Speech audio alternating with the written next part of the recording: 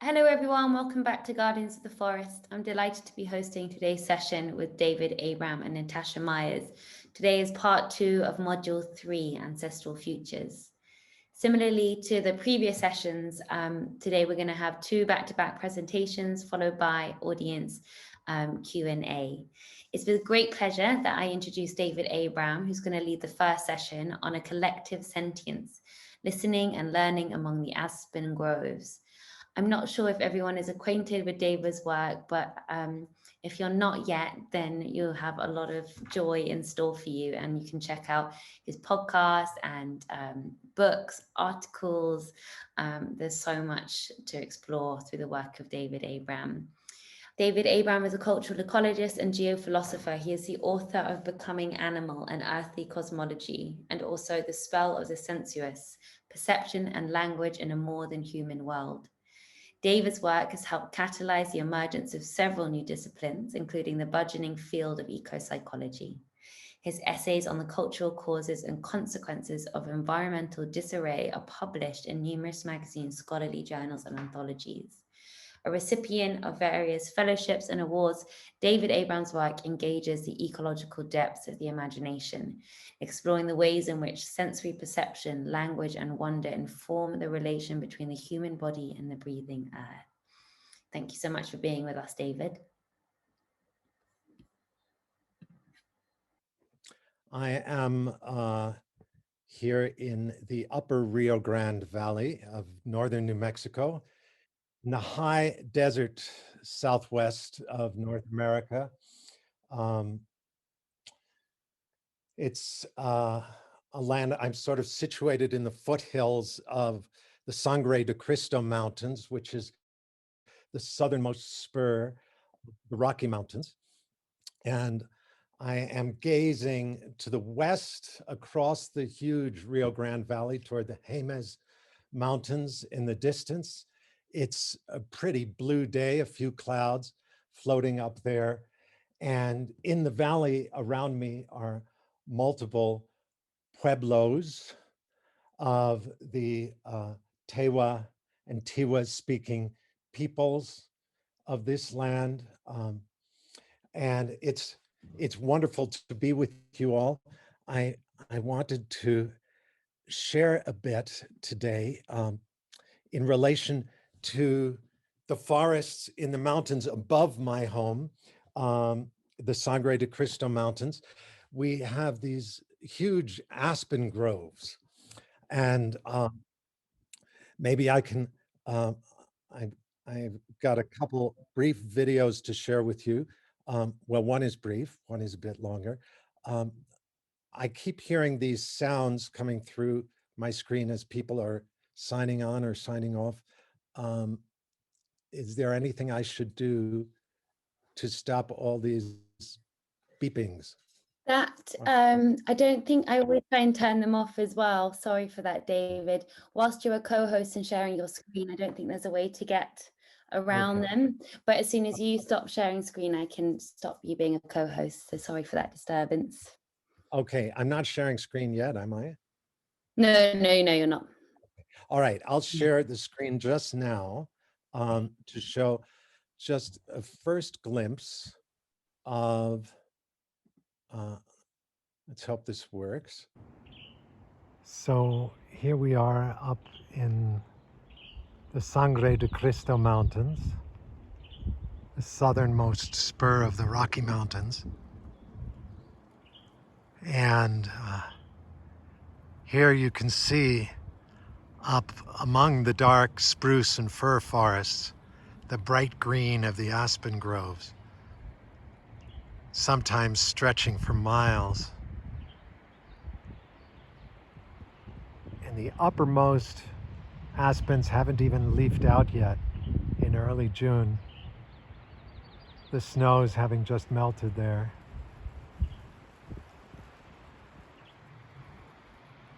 The entire ecology of the Rio Grande Valley here, the upper Rio Grande Valley below us, depends upon the snowpack in these mountains being thick enough in the winter to melt off slowly in the spring and the summer. This year we had very, very little snow. And so it's a kind of tenuous time for the whole ecosystem. And the snows are completely gone already by this time, which is unusual for this region, for these mountains. You can see how the leaves of the aspens quake and tremble at the slightest breeze.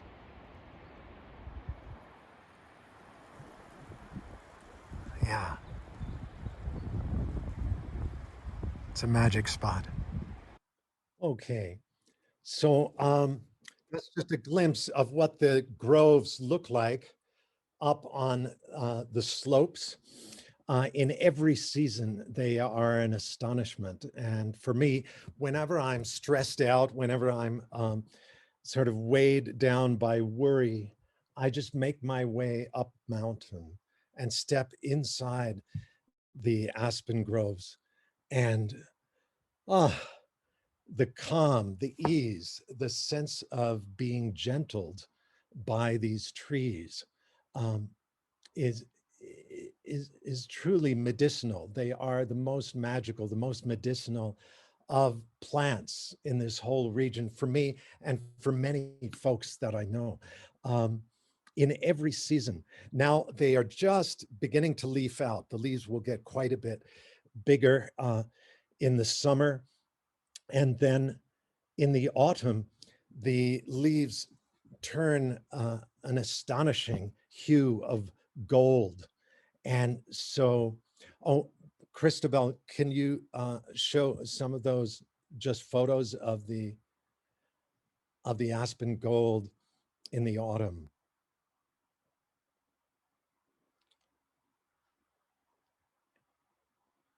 Yes. So these bright light gold trees spread out across the foothills, across the high mountains, throughout the Rockies in this region. And it's really, it's like Jason's golden fleece cloaking all the mountainsides. It's an astonishment and a wonder. And to be inside those forests at that time is so healingful. And then in the winter, the leaves fall, of course, and there's that fractal complexity of the aspen trees against the blue sky. But then as the snows land on the ground and deepen in our mountains, the aspen trunks are white and they're etched with black markings. Here you can see a few of them with the etchings, the black marks on the trunks, and then the shadows of these trunks fall on the snow. And so you have the white trees etched with black, making black shadows on the white snow. And it's dazzling, it's dizzying if you are skiing through these slopes, backcountry skiing, as many of us do. It's a mind-altering experience. So that's a few glimpses of aspens in different seasons. Now I'm going to play a longer video that I just made yesterday, climbed up into the aspen grove. So I want to take you up in there so you can get a taste of this sensation.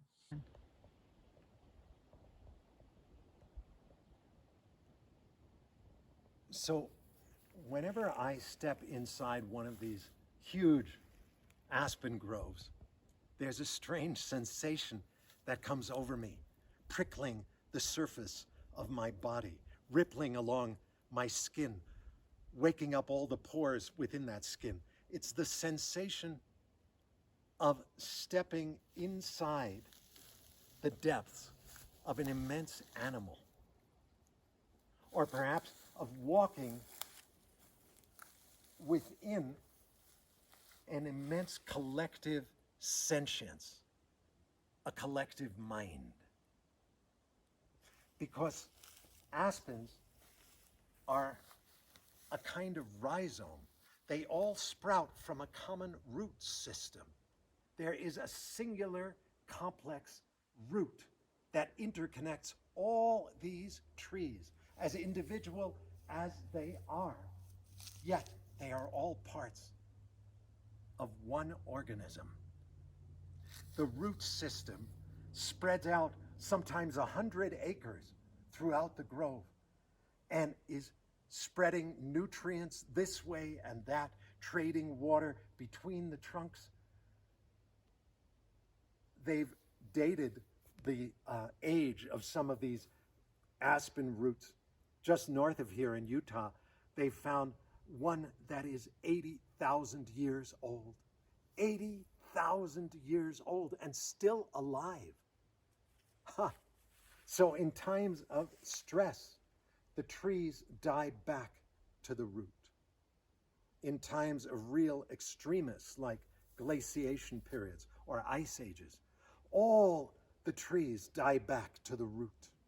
But the root stays alive, keeps growing, even migrating within these mountains. And as the ice recedes, the trees sprout once again from that root complex and grow, and the forest replenishes itself, the aspen forest. So to walk within an aspen grove is to walk in the depths of a single being, probably the largest organism within the biosphere, and definitely the oldest organism that we've discovered as yet within this breathing biosphere we call Earth. So when I come into these groves and lie down among these trees to rest or to sleep, I feel like I'm reclining inside, yes, a collective intelligence, an immense mind that is breathing through me, that is thinking within me. This mind. Of course, in our goofy civilization, so overeducated and over-technologized, we tend to think of mind in juxtaposition to matter. Mind is utterly immaterial.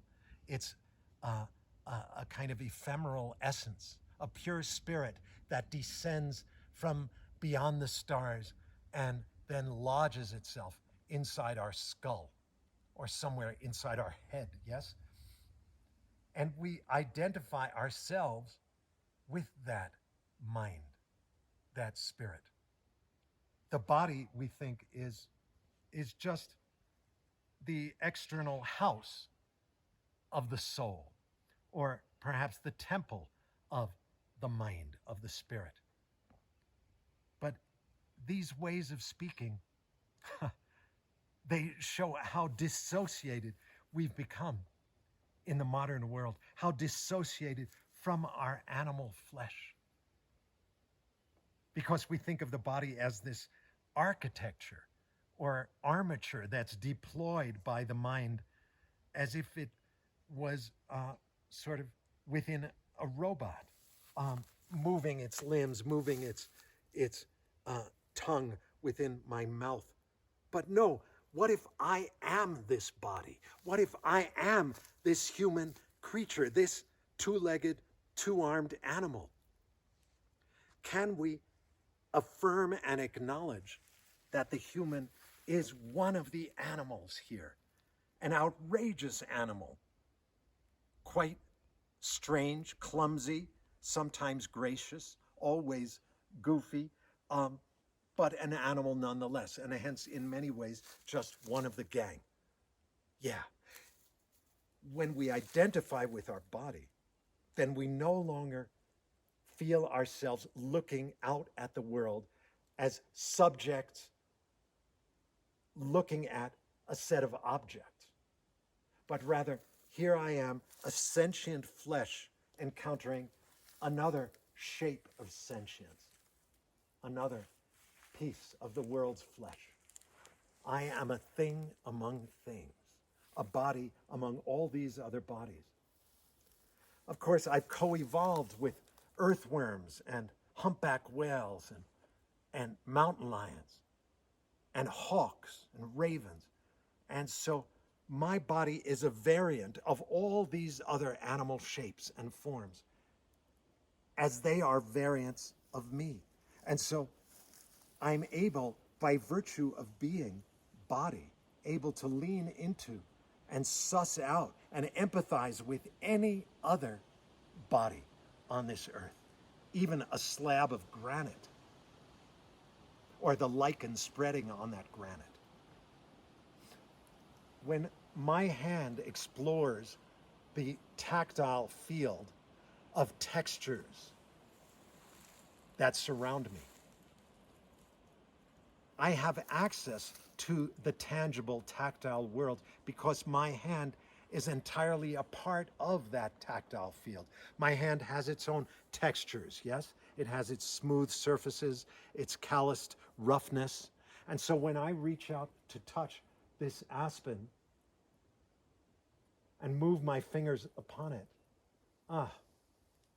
the luscious experience is not just that of touching the aspen, it's also of being touched by the aspen.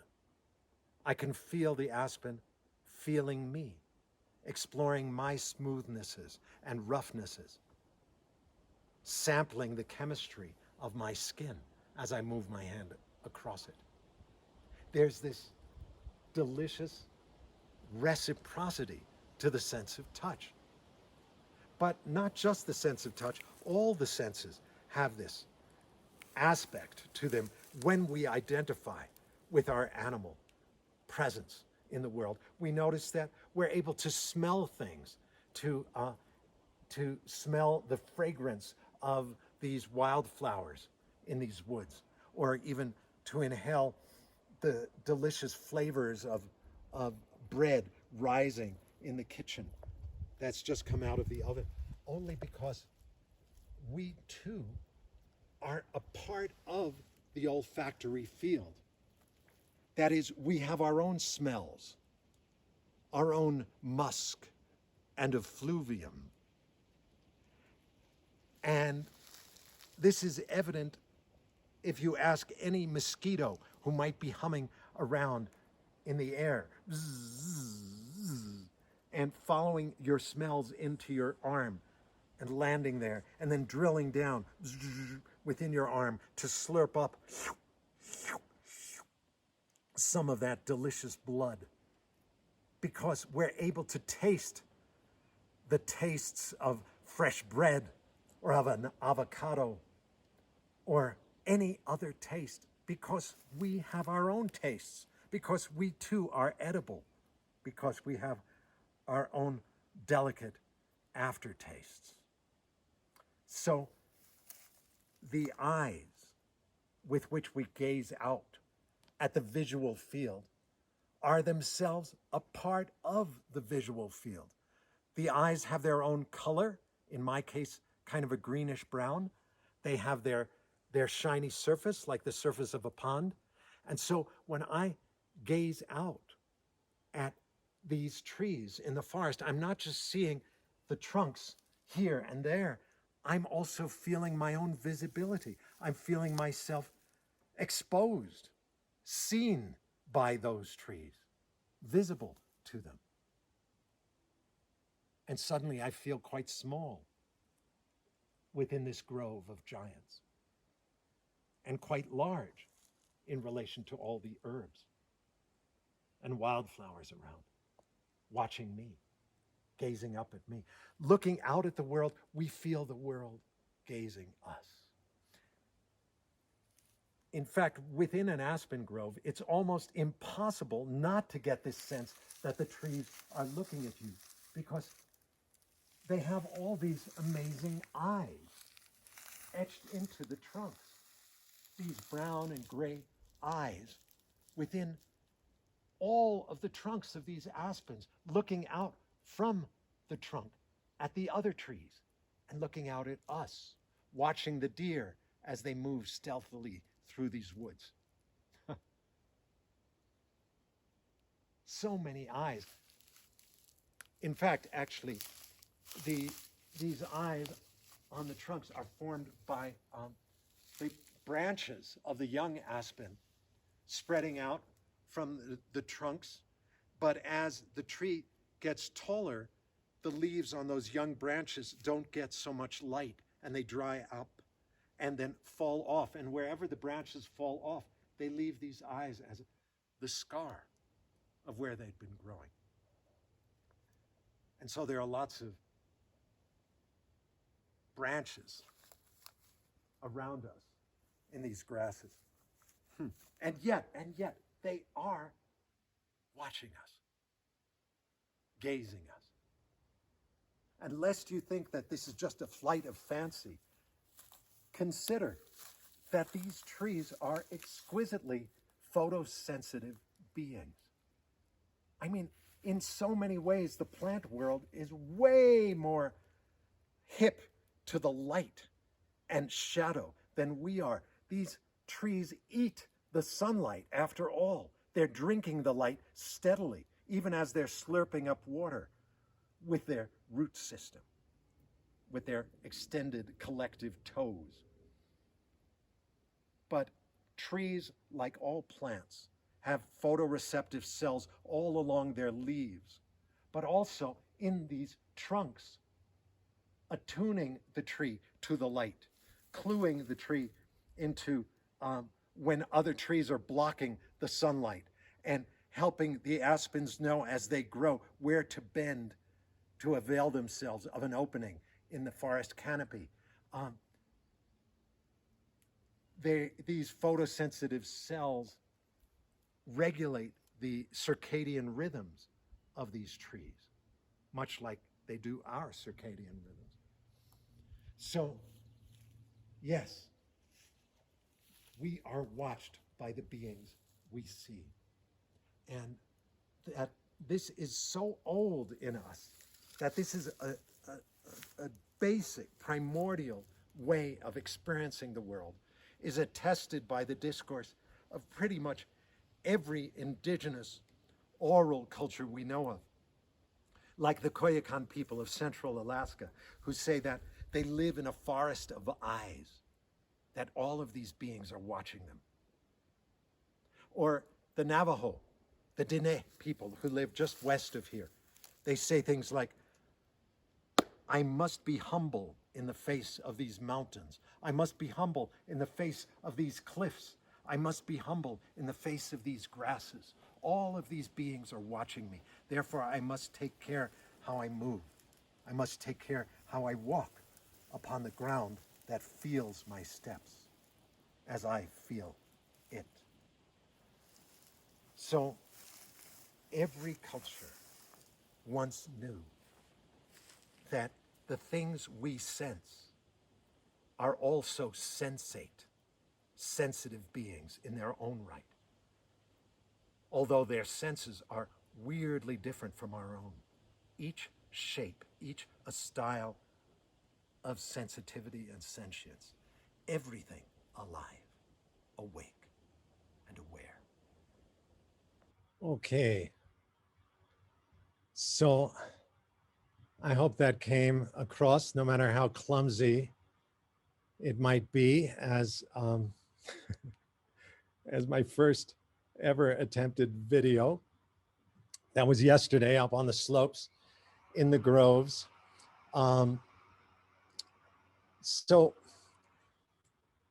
as I was saying just at the end there, all of the primordial, deeply oral, place-based indigenous cultures we know of, whether we speak of, yes, the Koyukon of central Alaska, or the Hopi of the Southwest desert here, the Puebloan cultures around me, or the Kayapo and the Guarani of the Amazon basin, or the Sami of northern Scandinavia, or the Pintupi and Pitjantjara of Australia, or the Ogoni of Nigeria. All of these cultures, as outrageously different from one another as they are. I mean, so different that it often seems like they must live on different planets or different solar systems. And yet, they have these few commonalities, one of which is this sense that everything is animate. Everything moves. It's just some things move a lot slower than other things, like the ground, like the walls of this house. And yet everything moves. But also this sense that everything speaks, that the world itself is expressive. A mountain, the moon, the ground itself speaks. Bird song, of course, is a kind of voice. Cricket rhythms, even the wind in the willows. Well, aspen groves make this especially obvious. There was no wind bustling through those trees yesterday, but I was hoping there might at least be a slight breeze, because that's all it takes usually to get the aspen leaves all shivering and shimmering. These are called quaking aspens or trembling aspens, chattering aspens, the Latin name Populus tremuloides, the trembling poplar. Because leaves on aspens, unlike almost all the other leaves of trees, these aspen leaves have this curious characteristic. That is, the petiole, the stem of the leaf, is flat. And the flat stem of the leaf is its plane is perpendicular to the plane of the leaf itself. So the stem is going one way and the leaf the other way. And so when even the tiniest breeze comes, it wants to push the stem one way, but it wants to push the leaf the other way. And so the leaf and the leaves all start rustling and chattering among themselves. There's this intense sense you have in an aspen grove that the whole place is speaking and chattering or whispering as you're stepping through it. Of course, this is true of trees generally. I was visiting the northwest coast of this continent some years back and was introduced to a man. I heard tell of him for a while and then sought him out. A man who has schooled himself in the dialects of all of the many evergreen trees in the Northwest. And there are so many that you could. So what we did was we blindfolded him and then took him in a car. Well, it was a pickup truck. My friend and I driving many small roads, back roads. We didn't quite know where we were going until we just stopped somewhere after driving quite a bit. And we took this fellow blindfolded out of the truck and walked into the forest and stood him beneath one conifer. No, one just evergreen tree. And he just stood there with the blindfold on, listening. And after about 15, 20 seconds, he announced the precise species that he was standing under, simply by listening to its voice, because he was such a student of the dialects of all the different evergreen species in that region. And it was astonishing to me. Well, I was telling this story not that long ago and got challenged by someone saying, Abram, give me a break. That is not the voice of those trees. That's just the wind speaking as it's moving through the trees. It's not the trees themselves don't have a dialect. That's not them speaking. It's just the wind blowing through.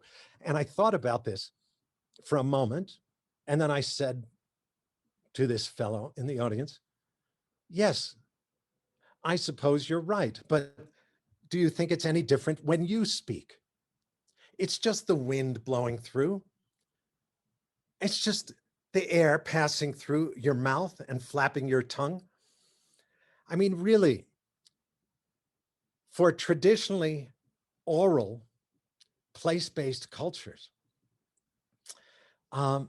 there is this incredible sacredness and holiness that is accorded to the wind and the air and the breath.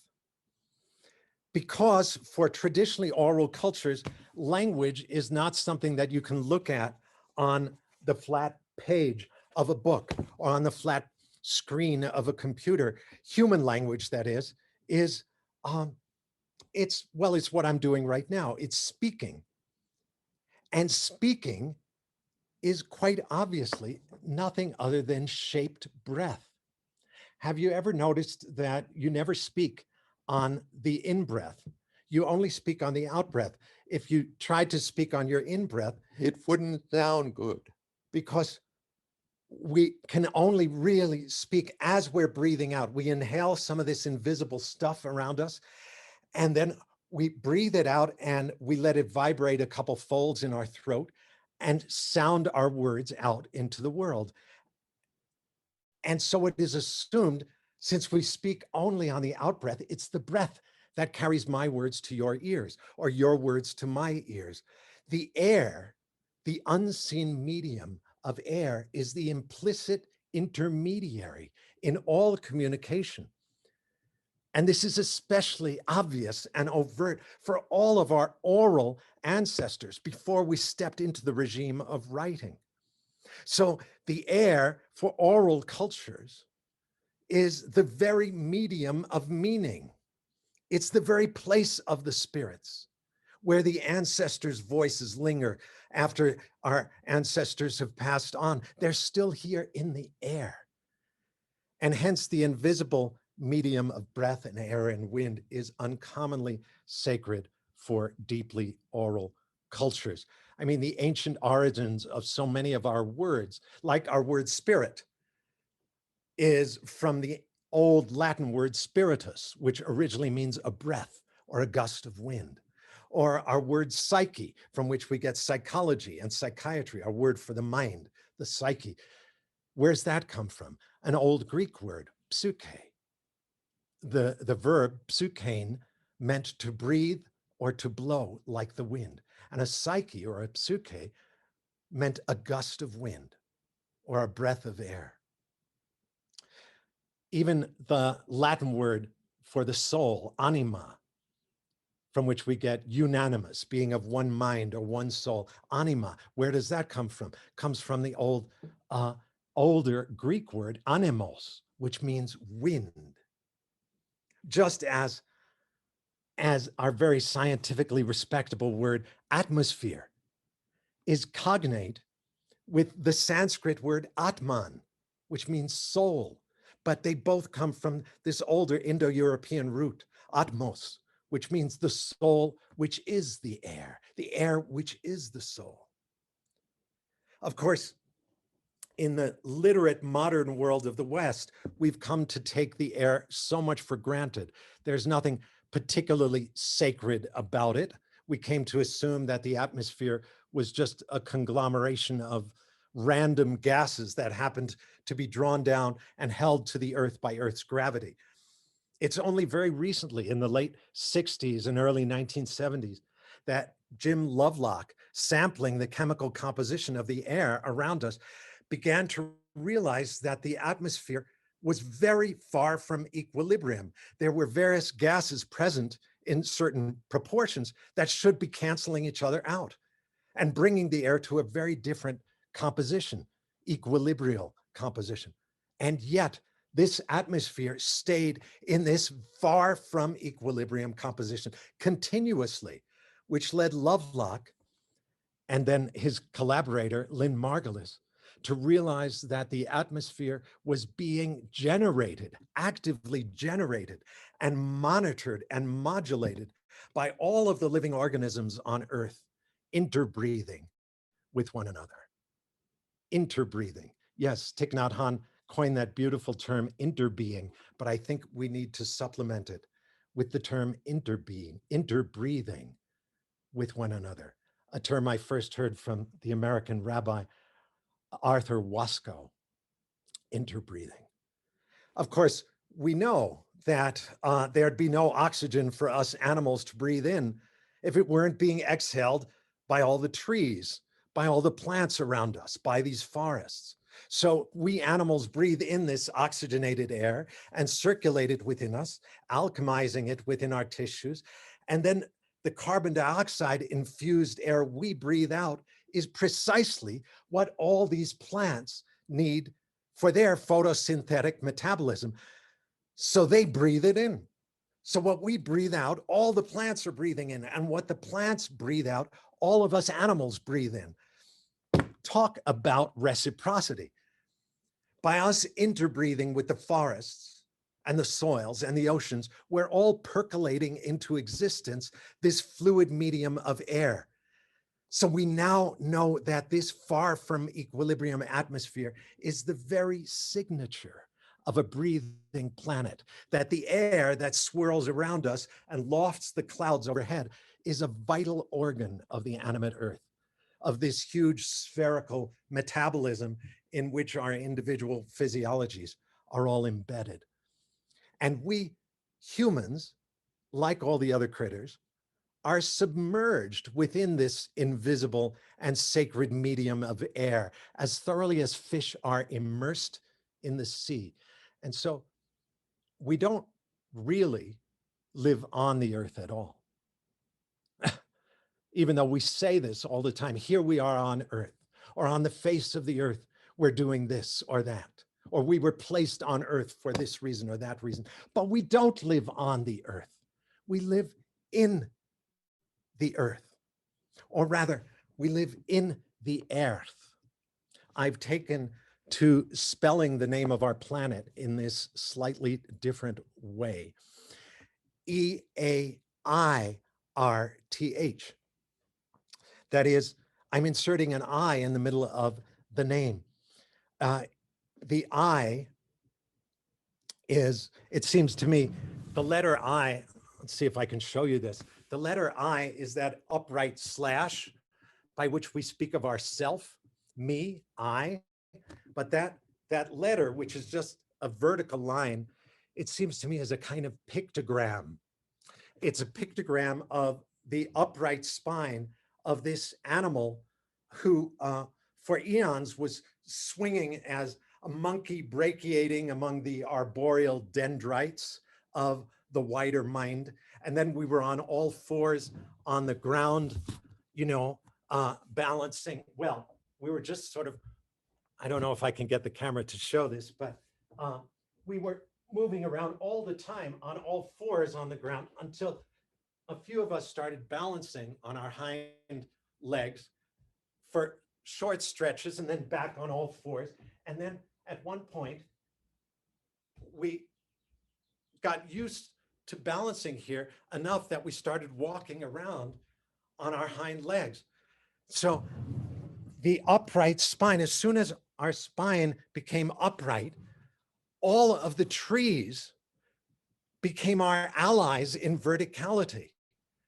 Yeah, our most intimate totems or allies, closer to us than most of the other animals, became trees, our real allies in verticality. So anyway, it seems to me that the letter I is just a pictogram of the upright spine of the human animal. And so by placing an I in the middle of the word earth, I'm saying that I am in the earth, or rather that I am immersed in the air, A-I-R. And the air is entirely a part of the breathing earth, the earth, which also sounds kind of Scottish, which is a good thing because it's got a lilt in the ear. So anyway, the aspen forest and the uncanny experience that I spoke of early on about being in an aspen grove, the sensation of stepping inside a huge organism, of walking within the depths of an immense collective sentience or mind. Well, that's just a kind of initiation into the real experience of living inside this vast animate intelligence we call Earth. This huge spherical being whose psyche is circulating within us and swirling all around us down here inside the breathing earth. So that's what I wanted to share with you folks. Thanks for listening.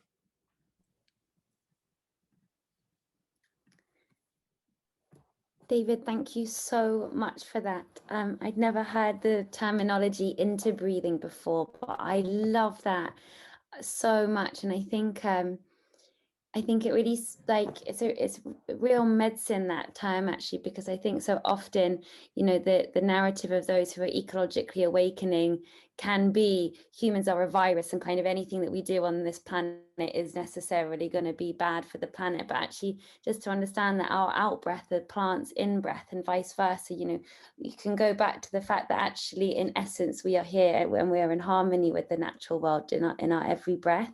I just think that's so beautiful and majestic. Really excited to come back to you, David, with some questions. Nick saying more encore. Please, everyone, do jot down questions in the chat, and take some interbreathing breaths as we shift to Natasha. So thank you, David. We'll see you in half an hour, 40 minutes. Great. Where's Natasha gone? I just need to find Spotlight. Excuse me, everyone. Natasha, where are you? Hi there. Oh, there you are. Sorry. Great. Thank you. So, everyone, this is Natasha Myers, who is leading our second workshop, and I'm really happy that you're here with us. Thank you. And Natasha's going to be presenting on effective ecology and the ability of plants to sense, communicate, and teach human communities how to live in an age of climate emergency. And Natasha is an associate professor in the Department of Anthropology at York University, director of the Plant Studies Collaboratory, convener of the Politics of Evidence Working Group, co-founder of Toronto's Techno-Science Salon, that sounds so cool, and the Right to Know project. And Natasha is also going to be sharing a video of her colleague, Carolyn Crawley, who is a forest therapist, an earth worker, and a coordinator of the Indigenous Land Stewardship Circle in Toronto. So I invite everyone to stay with that sense of interbreathing as we enter into the second part of the session today. Thank you for being here, Natasha. Thank you so much for having me.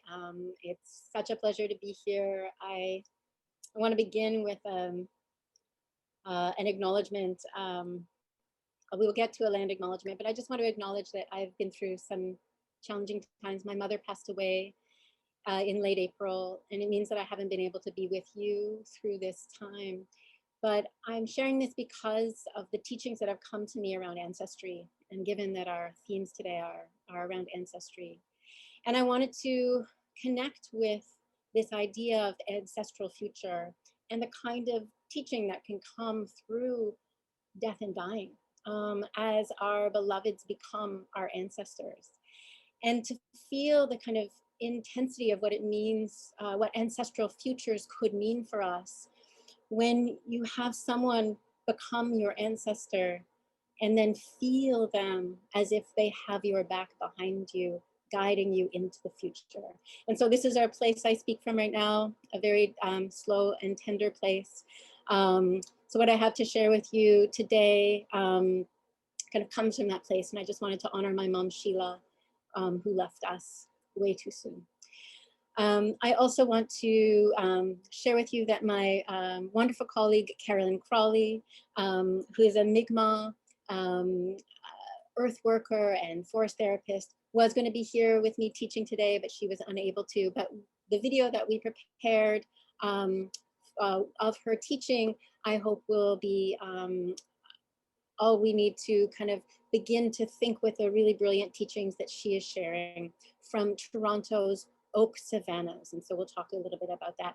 After Carolyn shares she's about 20 minutes of teachings from the oak savanna, I'll come back and we'll pick up on some themes that she opened up, including themes around colonialism, settler common sense, and the kinds of ideas that really jive with ideas that David Abram is sharing. And we're going to explore not necessarily the concept of interbreathing, but conspiracy, which also is about learning to breathe with another, right? How could we learn to conspire with the plants, to get on their side, to dream up ways, okay, to grow livable worlds by following their lead? And so we're going to work with very much these concepts of interbreathing, but think of them as a kind of imperative for action, for concrete kinds of action. So I'm going to share first Carolyn's video, teaching from the High Park Oak Savannas. And these are beautiful lands that we'll come back to talking about some more. Ani, Bojo, Gue, Bimose Mashkiki, Indigenakas. Hello, everyone.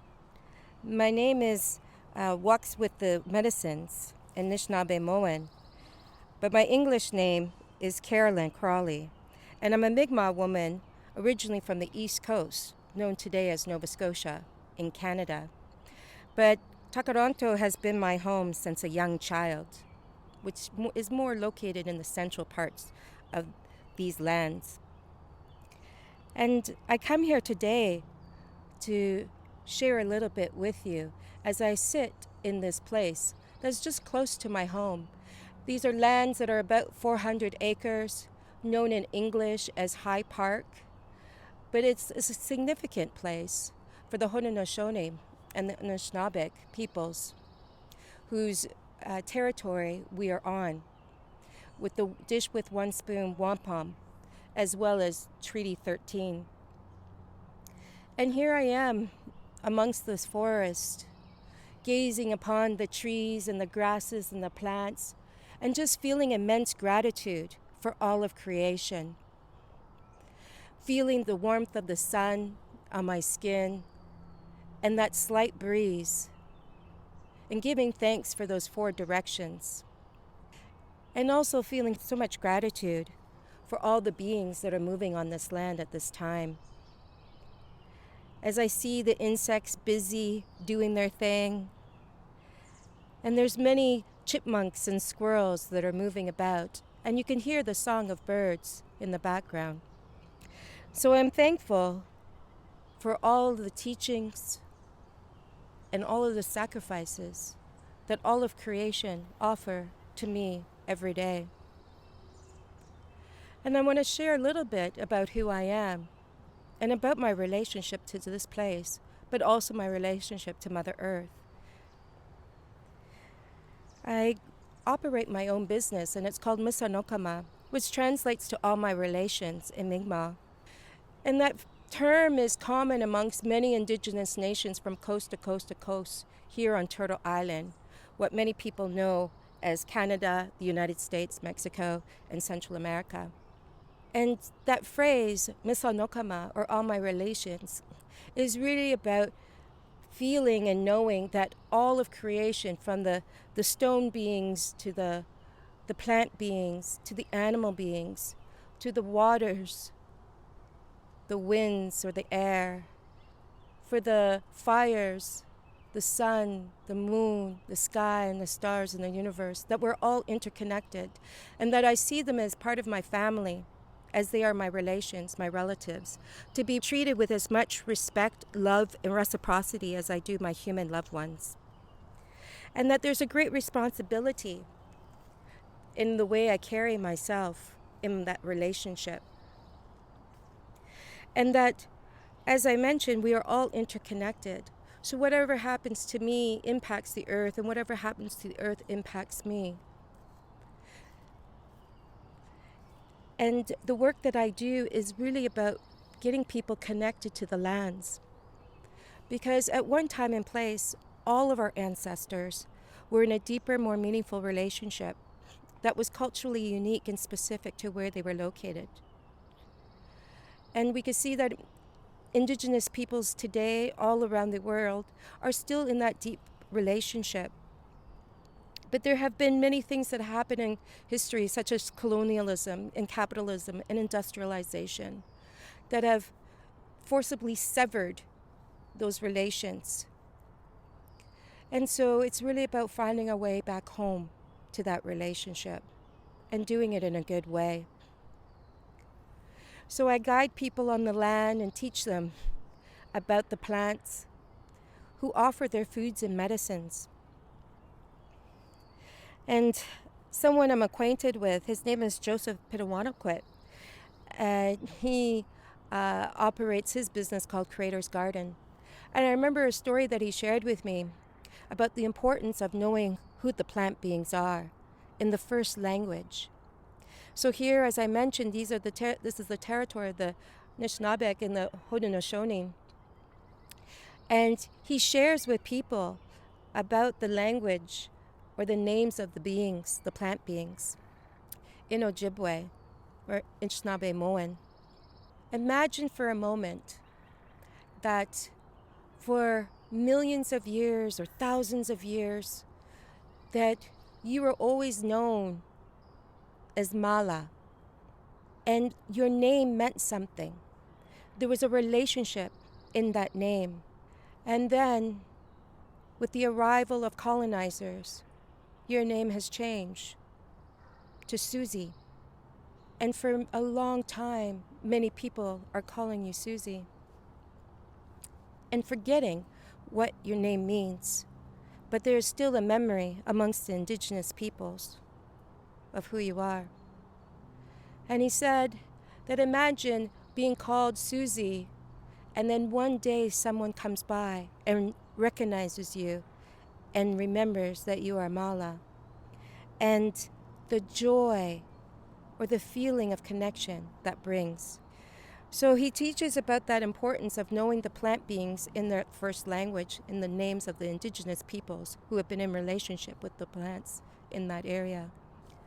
So when I go out on the lands, I find my way to connect with those beings in a deeper way.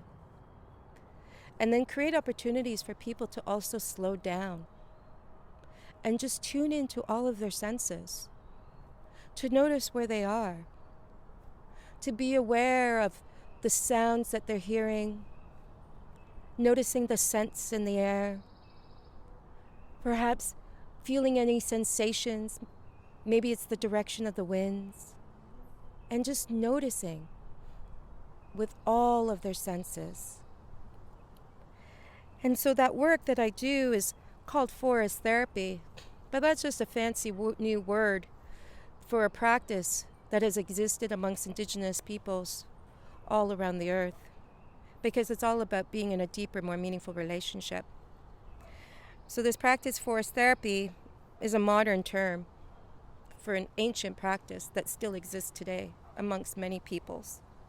When we think about these times, we're in a climate crisis, there's a global pandemic, and injustices happening all around the world that is causing so much grief amongst many, that is revealing all the disparities that have always existed since the time of colonization.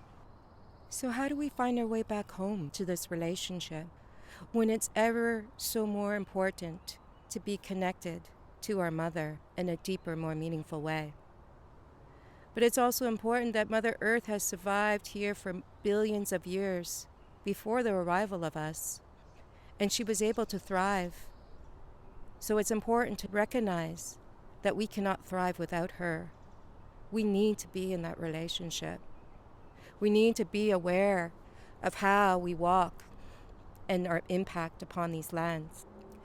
And so one of those ways I speak with people about is deconstructing colonial language. Thinking of the English words that are used to separate that relationship between ourselves and the earth. So perhaps in your place, there are words that are used in this same way. So here in English, we have the word resources that is used to reference the trees that are used for lumber and the water that is used for electricity. And when you hear that word resources, notice how it sits in you. Does it bring you closer to that relationship, to the trees and the waters? Or does it disconnect? I also think of the words weeds that are used to reference the plants that aren't intentionally placed in a garden, or maybe plants that are considered not native to where we're located. And these particular plants are also known or called invasive or noxious. An elder shared with me that all life is sacred and all life has a purpose. So even though these particular plants may not belong here at no fault of their own, how do we ensure that native species thrives? So perhaps it's by removing these particular plant beings that are overly competitive, but doing so with just as much consideration as someone would harvest a leafy green in their garden.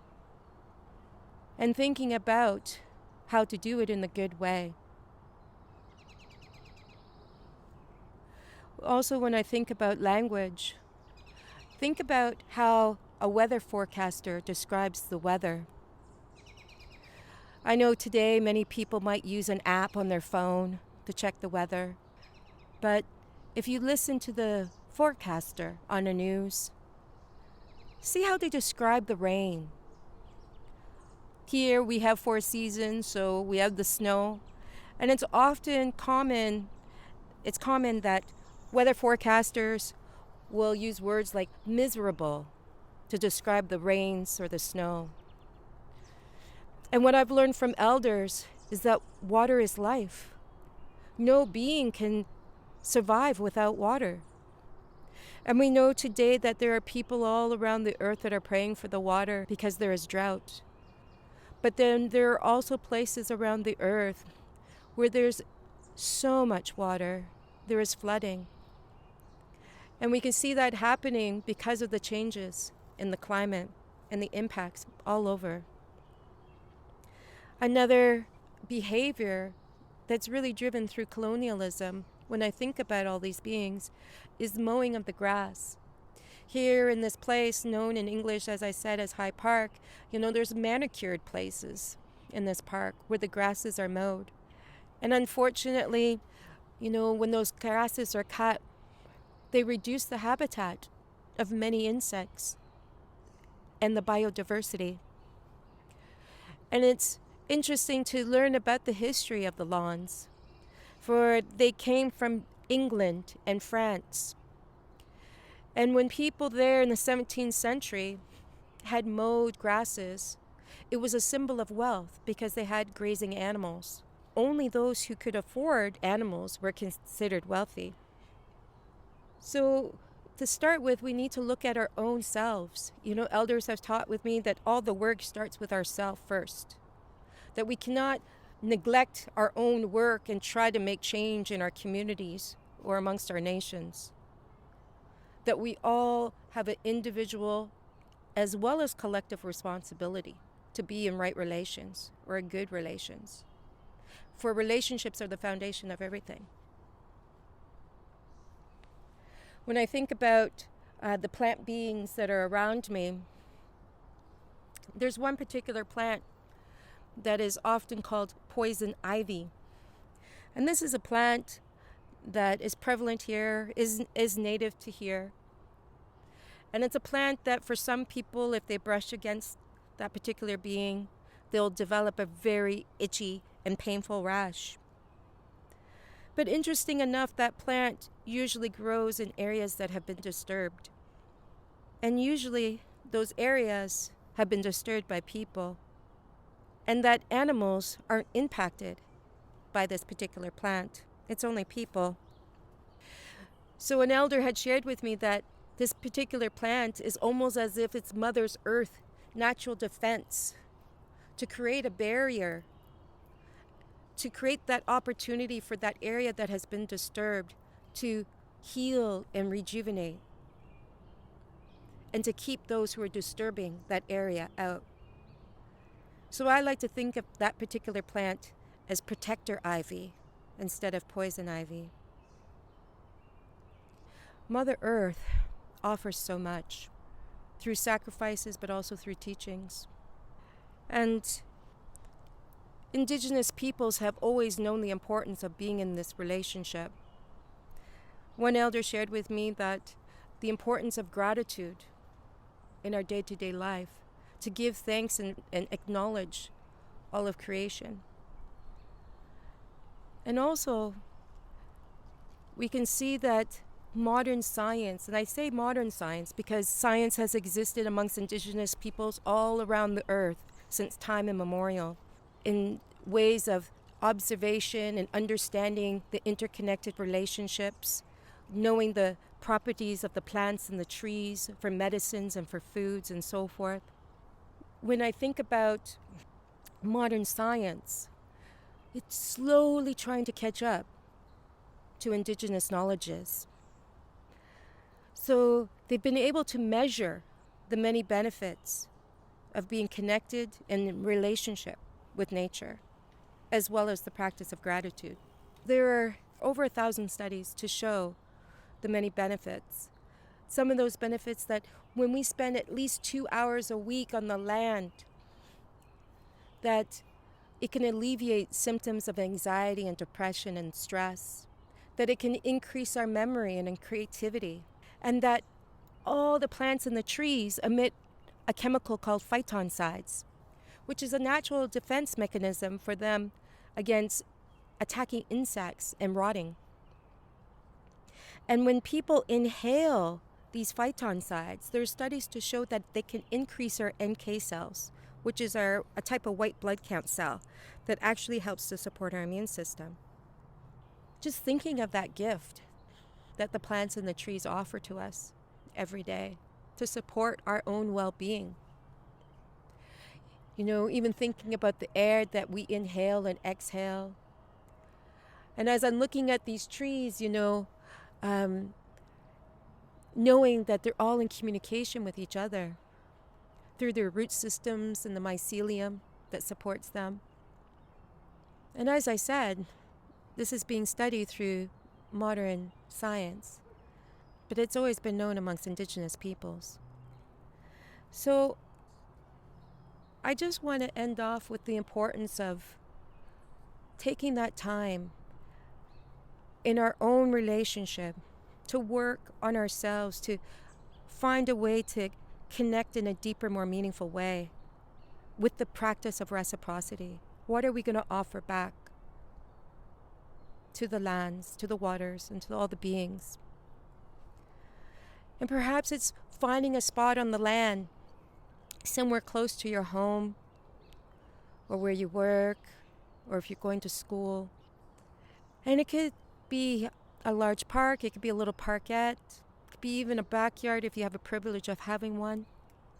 And just be there and prioritize that time as you would prioritize any time spending with a loved one or doing other things. And go to this spot at least once a week. The more often, the better. And be there for at least 20 minutes, if not longer. Because, you know, when we think about relationships, it takes time for us to get to know each other. So it's going to take time for people who have been disconnected from the lands and the waters and all beings. It's going to take them time to build that relationship again. But know that there is that blood memory in all of us of being in that relationship as our ancestors were at one time. And so thinking about ourselves with our words, our actions, to ensuring that we're walking in that good way, to always think about our impacts, to always think about the generations yet to be born, not just the generations of people, but the generations of all creation, for we are all interconnected. I say, Mulalio, Gichimiigwech, for this opportunity to share with you all today. May you be well, and may the forest be with you.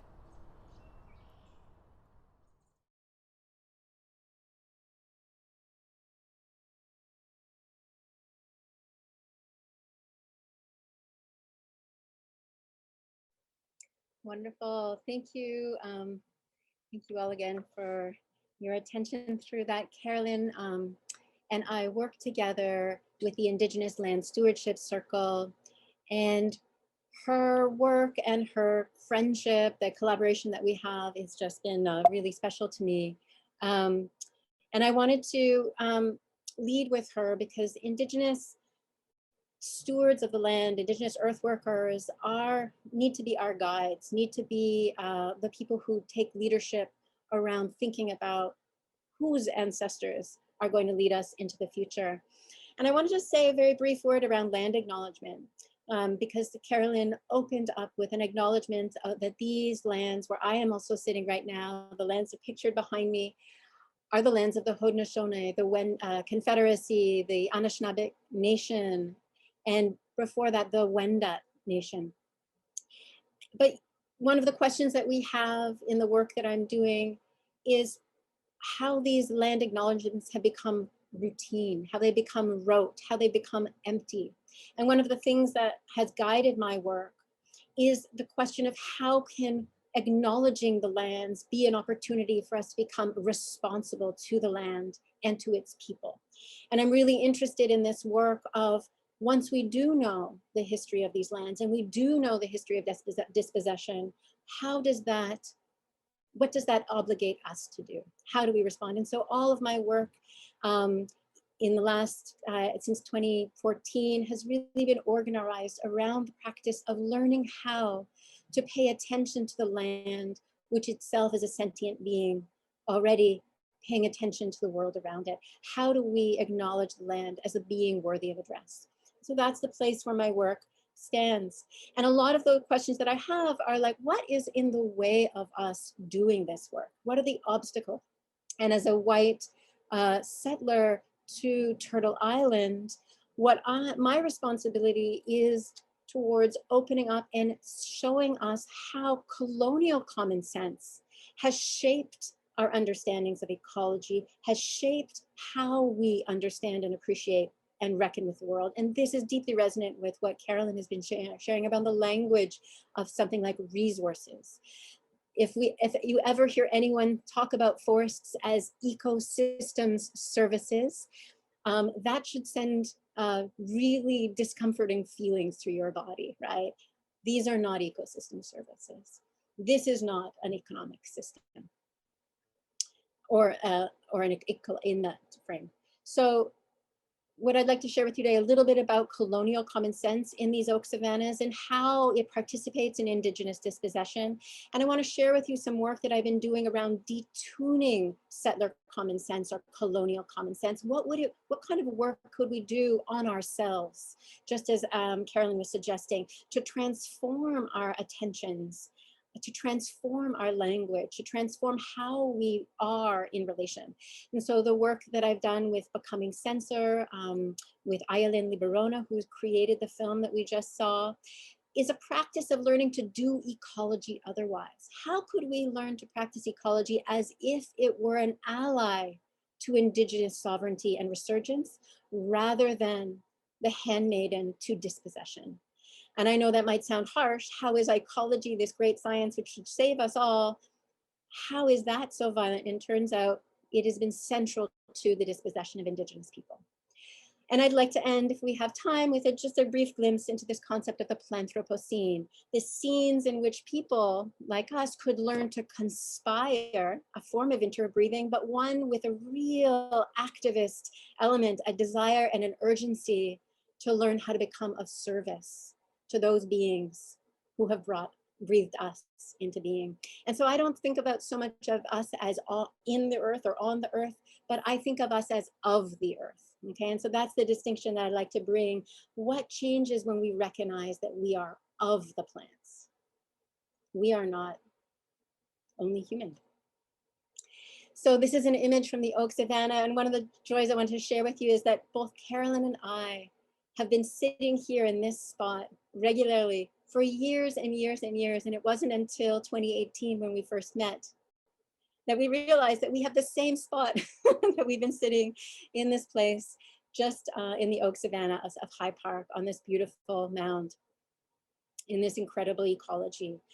And so what I want to share with you are the ways that colonial common sense has figured humans as separate from nature, nature as a resource for human culture and power. This idea that humans are somehow a threat to nature, that we must somehow, get out of the way and leave nature to itself.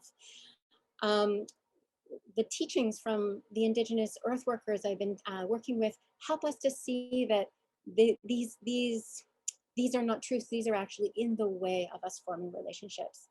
The sciences also, it is assumed that they can be marshaled to save nature. And the Indigenous land stewards are teaching me no. They're also teaching me that non-natives that are treated as invasive, with this idea that they must be removed at, with anything, including intensive chemical regimes, that itself, that kind of common sense is precisely the common sense that will leave us all to die in the Anthropocene. So colonial ecology tells this story about the oak savannas in Toronto as formed by the forces of nature. Natural forces were what shaped this incredible sandy region where oak savannas like to take root. The ecologists say that it was rock, water, ice, and fire, wildfires that produced these oak savanna ecologies. But I want to pay attention to the ways that those narratives produce a story of what's a de-peopled nature. Ecologists are looking at these lands as if they were empty of people, as if they were the terra nullius of colonial conquest. And so fire suppression was one of the ways that these lands were treated initially. Suppress all the fires, keep the fires down. And only recently, in the last 25 years, Indigenous fire technologies have been appropriated from in order to bring back fire to lands like oak savannas that are hungry for fire. Fire is essential to this collective of beings. But ecologists who bring fire to the land say that they're replacing natural wildfires with their controlled burn. And I want us to see that narrative becomes an insidious form of Indigenous erasure. These are the people who care for the oak savanna lands today. These are the people who bring fire to the land. These are the restoration ecologists who do prescribe burns to save this little bit of nature, this bit of nature that they see as a site for biodiversity, a site for ecosystem services for the city. And they'll do anything they can, including use of massive quantities of chemical herbicides like Garlon RTU and glyphosate from Monsanto Bayer and this is how they dress to do their restoration work, right? Full garb, protecting themselves from the chemicals that they are using on the land. And what do? They want to take out any species that they don't think belongs in an oak savanna, including felling all of the sugar maples. And if they understood anything about Indigenous history, they would know that the Haudenosaunee believe that the sugar maple, is the highest form of medicine. It is their greatest teacher. Can you imagine walking through these ancient oak savanna lands and seeing your kin felled because it doesn't belong there? Who gets to decide who lives and dies in these oak savannas? And this is where I'm interested in really challenging these questions. If restoration ecology is a colonial science grounded in dispossession, it is a practice that's been colonizing lands, bodies, and imaginations already for generations. And we have a lot of work to do to transform that. In 2018, I came together with a group of Indigenous earthworkers across the city to form the Indigenous Land Stewardship Circle, which is now working to take leadership in the restoration of the oak savanna lands all around. And these are lands that their ancestors tended with fire through ceremony. These oak savannas are not just beautiful collections of plants and trees. These are forest gardens. These lands are tended like gardens. They're gardens where you would work with your medicines, they were for hunting. They promoted all kinds, they had incredible sites for foraging. The oaks themselves were the source of nourishing acorns, which were an incredible source of nourishment for Indigenous peoples who lived and moved through this region. They understand the oak savanna in this incredibly deep way as a place of their responsibility. It's where they need to come to learn their obligations and responsibilities to Indigenous law, to Indigenous livelihood. The members of the Indigenous Land Stewardship are creating gardens through the city. This is one of the gardens that Jos Trucroze, who's with the Indigenous Land Stewardship Circle, but also runs all sorts of gardens across the city, a resistering garden where they grow incredible ancient corns, tobacco, and planting the three sister gardens that bring beans, corn, and squash together in healing mounds for nourishment and sustenance. In how to become an ally. And so one of my work is really focused on what can I do to support Indigenous resurgence in the work that's being done? And so before the work of the Indigenous Land Stewardship Circle, my long-term friend and collaborator, Ayelen Liberona, have known each other. We've known each other since we were 12, training in dance together. We're both dancers, choreographers, and she is also a filmmaker and photographer.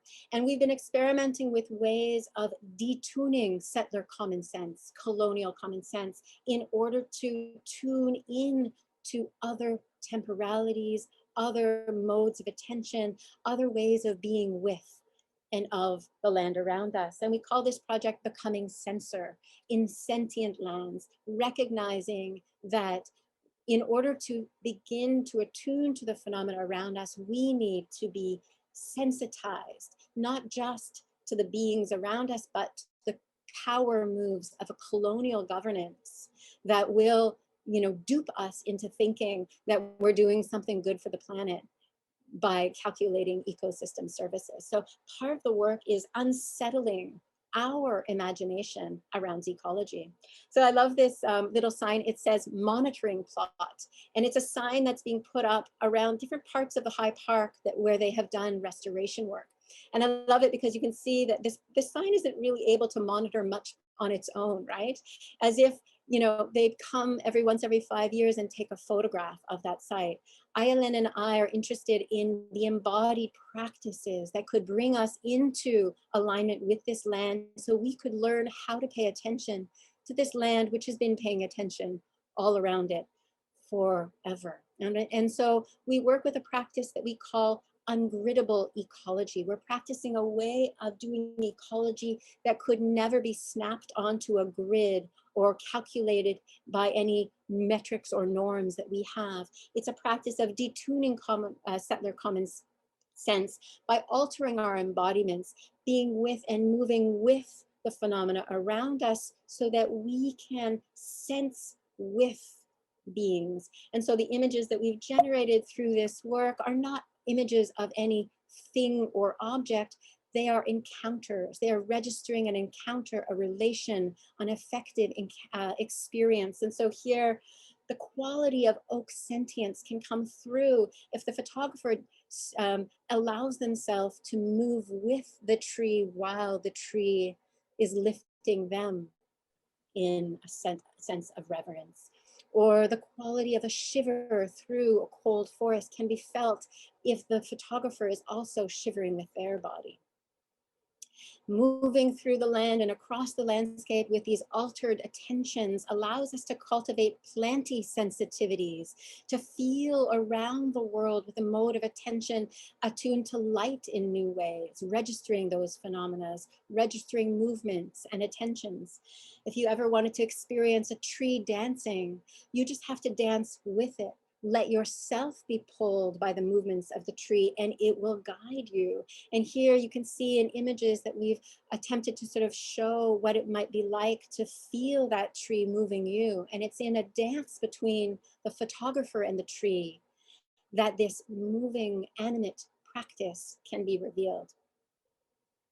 This is a beautiful image of tree spirits that Ayelen was able to photograph by feeling through the registers and the spiritual energy around the tree while the photograph was happening. And again, getting a feel for how would we participate in the spring awakening, in the rooting and the decomposition, feeling our way down, registering that in a way with our own bodies. Here, how can we sense and feel the light and the play through this field? The scientists would come and they'd want to quantify the amount of light reaching the forest floor to determine whether it's really an oak savanna. In this work, in Becoming Sensor, we're interested in qualities, attentions, and relations so that the dance between us and the land is there. And just in the last few moments, I want to come to this idea that we've all heard of the Anthropocene. Coming back to this idea of the anthro as the anthropo as this center, the human as the center of the scene of destruction, which so many of us are witnessing today. And I want to shift out of this narrative of apocalypse, this desire for apocalyptic thinking that is leading us down the path, thinking that this is how it has to go down.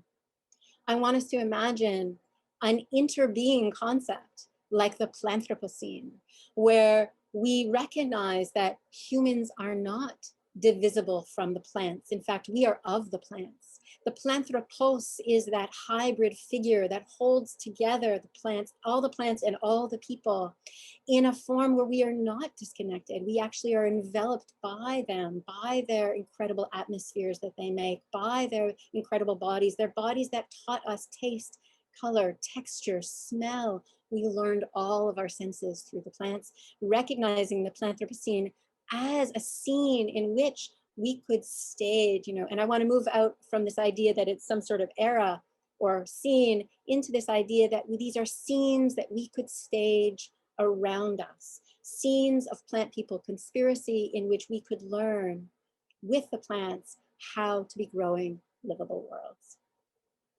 And so here we can feel alongside of the plants and the trees and get a sense for that magic, which is also in us as we get as we open up and expand our sensorium to meet these worlds fully and in embodied way, and with that sense of reverence that our Indigenous collaborators are calling on us to bring. Well, thank you.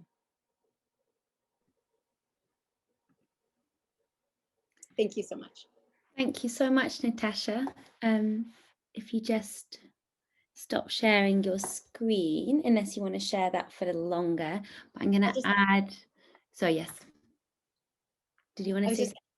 I'm just going to leave this up because these are some of the offerings that I've made, but I just wanted to say that I have a new syllabus that I'd love to share with anyone who's interested in an amazing set of readings by Black and Indigenous scholars on land. What is land? So please feel free to reach out if you're interested in that syllabus. Brilliant, thank you so much. I'm going to add David to the screen as well. So actually, Natasha, yeah, thank you. Add spotlight and myself.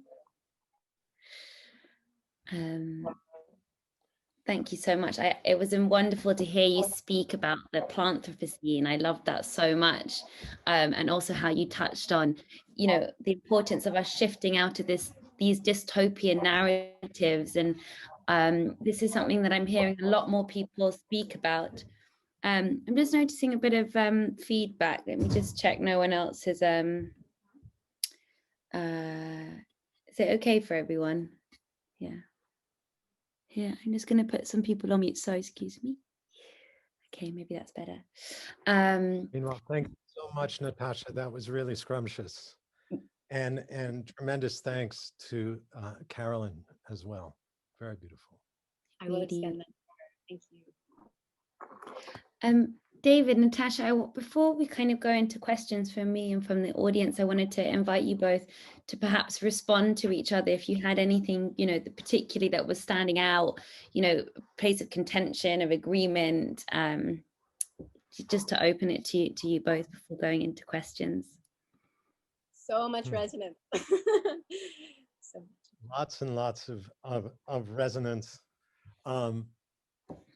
A couple tiny thoughts. Let's see.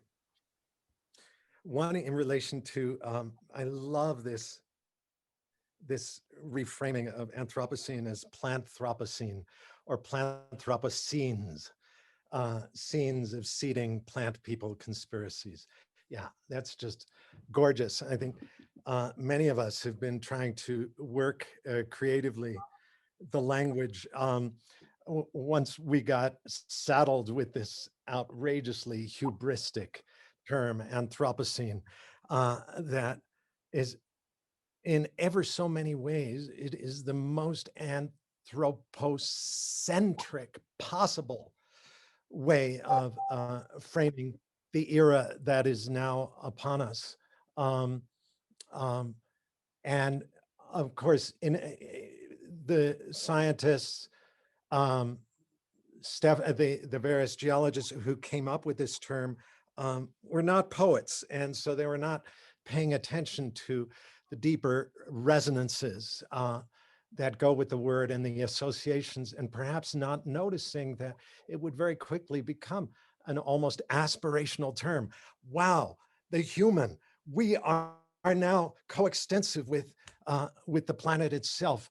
And yes, obviously we've mucked things up. So we broke it, we own it.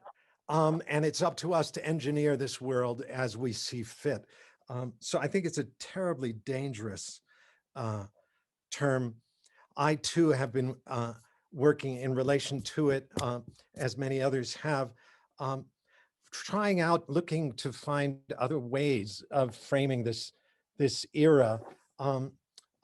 But often my colleagues within the sciences would say, yes, David, but you can't just call it Capitalocene, or because it is also about humans, ourselves as a species, as having created so much of this disarray.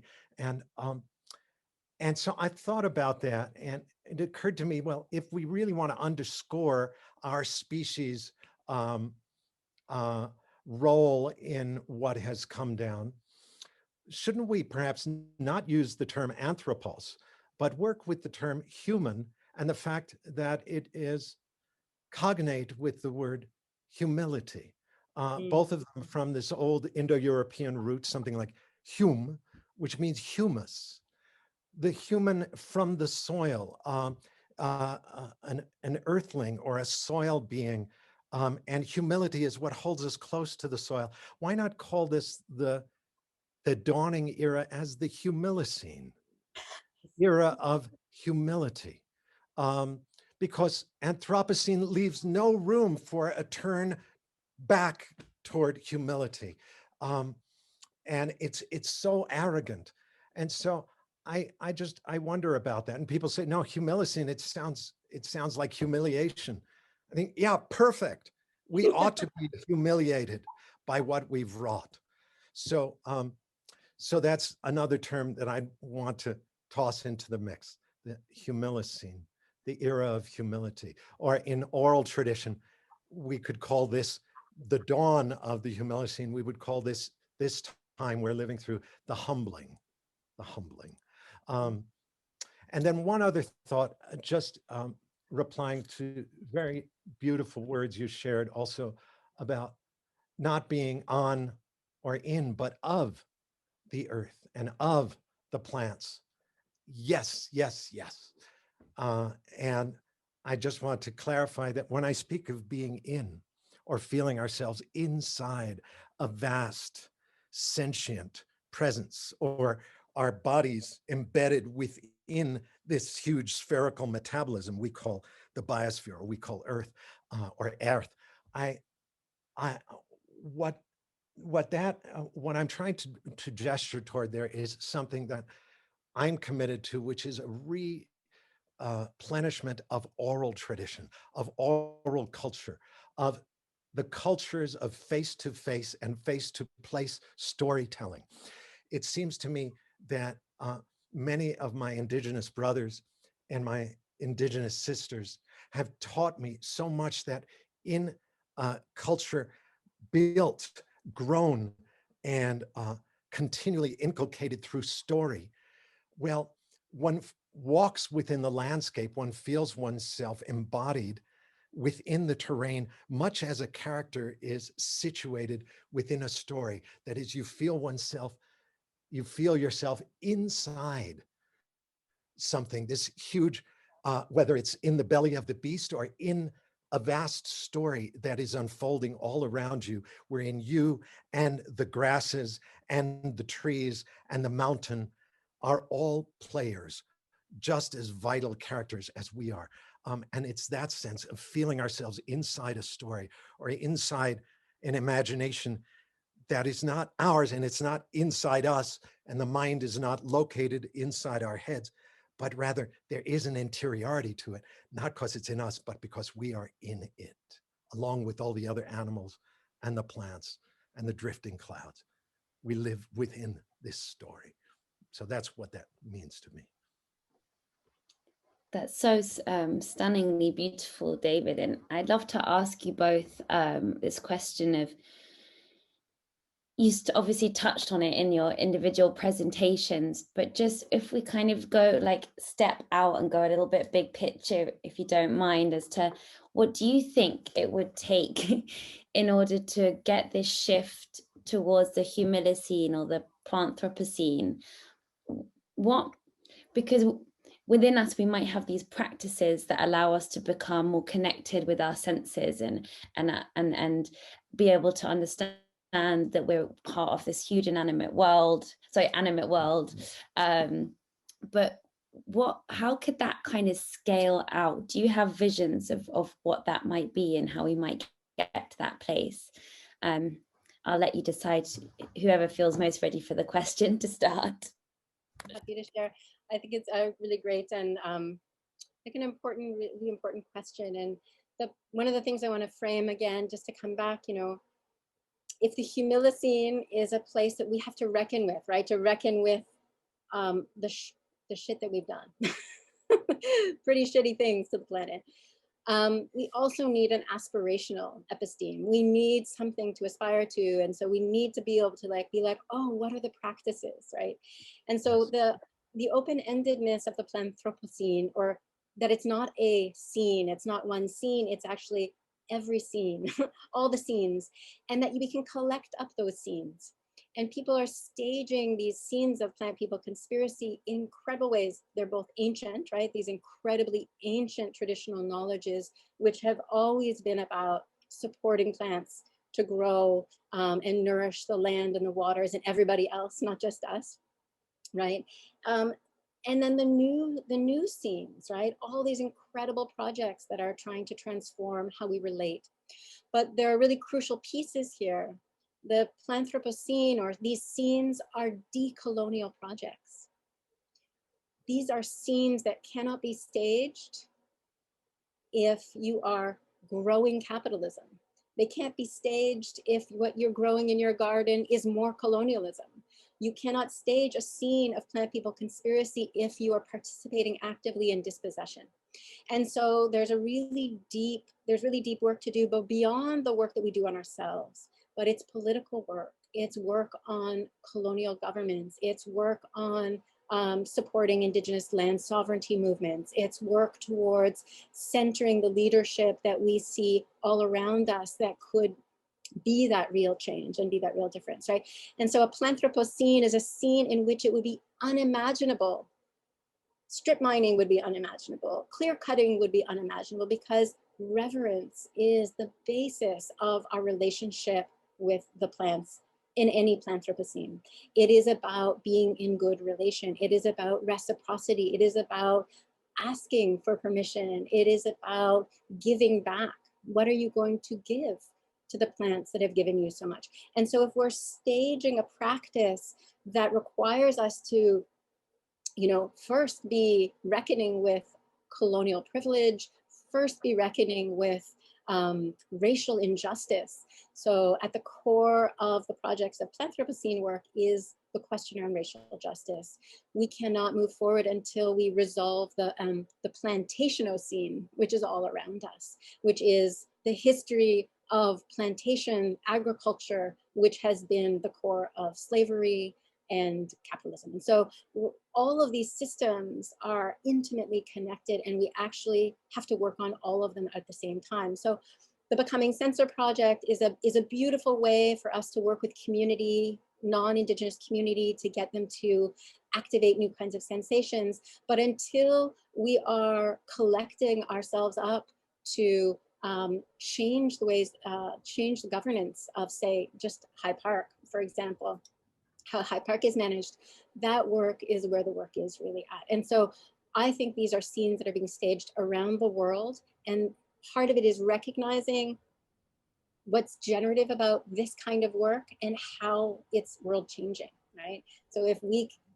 plants know how to grow a livable world, we just have to get on their side and support them to do that. Mm. One thing I love so much about all that Natasha is sharing is how richly you are working with the language and being playful and creative with the language. I'm quite convinced that if our senses are co-evolved with the whole of the sensuous and sort of have this instinctive reciprocity with the whole more than human field of life, but our ways of speaking can constrict that. So many of us have inherited phrases, ways of speaking that inhibit and stifle that spontaneous rapport between our animal body and the animate earth. And yet there are so clearly other ways of speaking that can wake up our senses, open our creaturely senses back onto their kinship with breathing terrain around us. So it takes creativity, it takes being something of a poet. For myself, another piece of this that goes hand in hand with all this gorgeous work you're speaking of, Natasha, is, well, I alluded to it a little while ago, but the importance of rejuvenating oral culture. If the culture of books and literacy and the alphabet that is the culture of literacy, or bookish literacy, is inherently cosmopolitan. It makes possible the sharing of tales from many other places and many other times, and that rich cosmopolitan buzz of our cities. But it's kind of placeless, or cut off often from the more than human terrain wherever we're living. The culture of the internet and computer literacy is even more globalizing. Yes, it's inherently globalizing, even more abstract from the body and the body's emplacement on the earth. Oral culture, the culture of face-to-face storytelling, it seems to me, is inherently local. It's the stories we tell that live in this terrain, in this valley, and we don't write them all down. So we don't steal them from the place so they get carried to other cities and other continents, but we tell these stories about what happens here, just inside the forest edge, every full moon, or what happens when the salmon are beginning to flood back up into the streams and head back up river. And we gather people for the telling of these stories every year. And maybe we've got some dances that go with it, and we put on salmon masks, whatever. But oral culture is the culture of face to face and face to place storytelling, where we tell stories that live in the land, out on the land, stories that we don't write down and we don't put them on the screen, but we tell them and we let the land hold those stories. So I am also really dedicated to this strange and difficult, but also weirdly easy and so pleasureful work of replenishing oral culture, getting people telling local stories out on the land in the appropriate season, and gathering people for the telling stories about how that cliff edge came to be there, or why this bend in the river got shaped like this. I think that's so deeply necessary, because all of the place-based, indigenous, traditionally oral cultures were also so deeply cultures of story and place-based tales. So beautiful. I'm hearing through what both of you are saying, this kind of big piece about the power of the imagination and of our creativity, and being able to access that again, or not access, but like nurture and cultivate that. And I'm quite obsessed with the concept of imagination and how that can help meet the crisis of dystopian visions of the future. Because if that's what we're waking up with every morning, it's pretty likely that's either what we're going to be creating, and we're definitely not going to be dedicating our day to it not being that way, just getting on with our day if that's what we think is essentially going to occur. And I think that the power of stepping into a relational existence and understanding that the way that we come to relate to ourselves, to each other, to the natural world, to the cosmos, that, like, it's in the way that we relate that I feel we have the most power for change, because it stops being that I have to change, or this thing needs to change, or the environment's a dangerous thing. It's more in the way that our behaviors are, and the way that our cultures are, and how we can shift those. David, you have a wonderful quote I love that writes, Can I jump in, Chris, before we open the floor? Is that okay?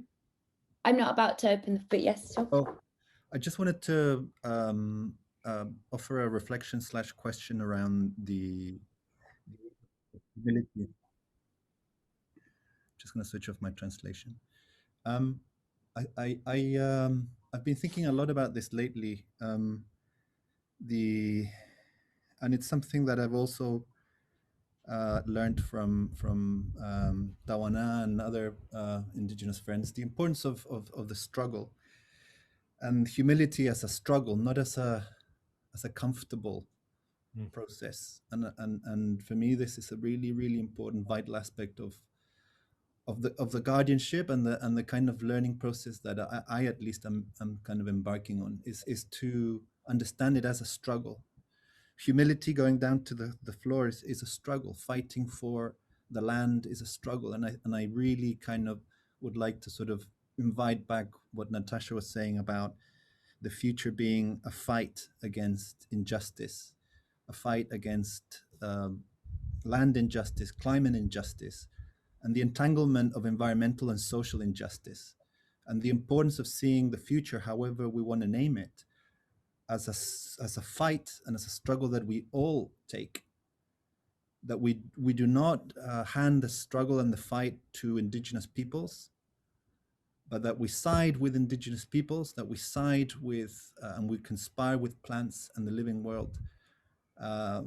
This is a struggle, and it's really important not to forget that there is violence, there is injustice, that forest guardians get killed in the territories. So I really want to kind of bring that back, not least because our course is kind of shifting in that direction. And I was wondering, before we open the floor, if our amazing speakers could give us a reflection on how they see the struggle, both in their own lives as champions and fighters of cultural ecologies and whatnot, but also as Christabel said, how we expand that fight and we share the fight and we become strong collectively. Thanks. Nicholas, thank you so much for what you're sharing. And, I understood that the land was having a really hard time before I was connecting to the Indigenous Land Stewardship Circle, which helped to show me that if the land was struggling, its people were really struggling more.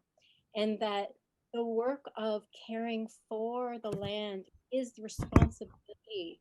It's their inherent responsibility. It's their sacred duty to care for the land and be in good relation. They're not even allowed to tap the maple trees in High Park for the most important grief medicine that they have, which is sugar, which is the maple sugar. They're not allowed to have their sacred fires without asking for permission. And these are community and urban Indigenous spaces who are losing loved ones. The number of deaths in the community that have happened since I've been working with these people over the last couple of years, it's unbelievable, the loss and the grief and the challenges that they are facing as urban Indigenous people who are racialized through police brutality, who are kept out of, there's no safe places for them. And so the work of creating a scene for them to feel safe, to practice their traditional knowledge, and to learn from the land, the learning that they need to do for their own being and for their communities. It's the well-being of the communities. And so right here, like, so that this work, even though when I first got involved, I was like, oh, the land really doesn't need all these chemicals. The land doesn't need all of these things. How do we support the land better? It's actually about finding ways to support the people.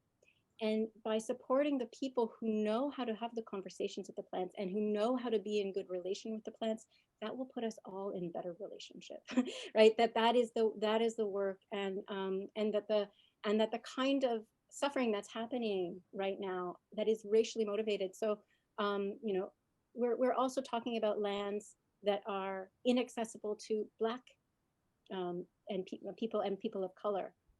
So there's really complex racial injustices that are happening across Turtle Island, which is where we are, and that those racial injustices are keeping people out of their relationship with plants. They're keeping them out of gardens. They're keeping them off the land. They're keeping them alienated, and that's actually killing all of us. So I think we have to recognize that as we move from settler guilt, which is a lot of the structure of guilt, is the ways that many white settlers on Turtle Island deal with the situation. The learning that that I've been taught is, how do we move from guilt to grief, so that we actually can recognize that we should be grieving alongside of our Indigenous allies. We should be grieving alongside them, because everything that they are losing, we're also losing too. And so even though these aren't our traditions, but if they lose them, we also lose too. So there's a deep work here around, and it requires activist work. It requires really radical engagements, and it means really being open to decolonizing. Decolonization is not a metaphor, right? This is a really important teaching from Eve Tuck and Kei Wen Yang. It is not a metaphor. It is actually about giving land back. And we have to find really concrete ways, even in cities, in urban spaces, to make sure that Indigenous people get land back. And that's, I think, the core of the Planthropocene concept there. Yes, yes, yes, to all this. I think it's also why I stumble and bristle a bit when I hear the world of the forest or of the more than human terrain spoken of as harmony, or that we need to get back to living in harmony, because it seems so much to me that it's about something musically much richer than harmony. It's filled with dissonance. So if it's a harmony, it's a very rich and dissonant harmony. So much of what both of us have been saying today also revolved back around breath, interbreathing, the conspiracy, or breathing together, the conspiring together. But George Floyd's words, "I can't breathe," seem to be the real archetype phrase of this era. The forest can't breathe. We can't breathe as the climate is heating up. In the wildfires, the difficult choking in those wildfires, but the "I can't breathe" of the knee of settler culture on the neck, of the old ways and the place-based peoples, seems to me a really key element in this. But it's not just about struggle. It's also about, as you were just saying, Natasha, it's big time to actually face what's coming down.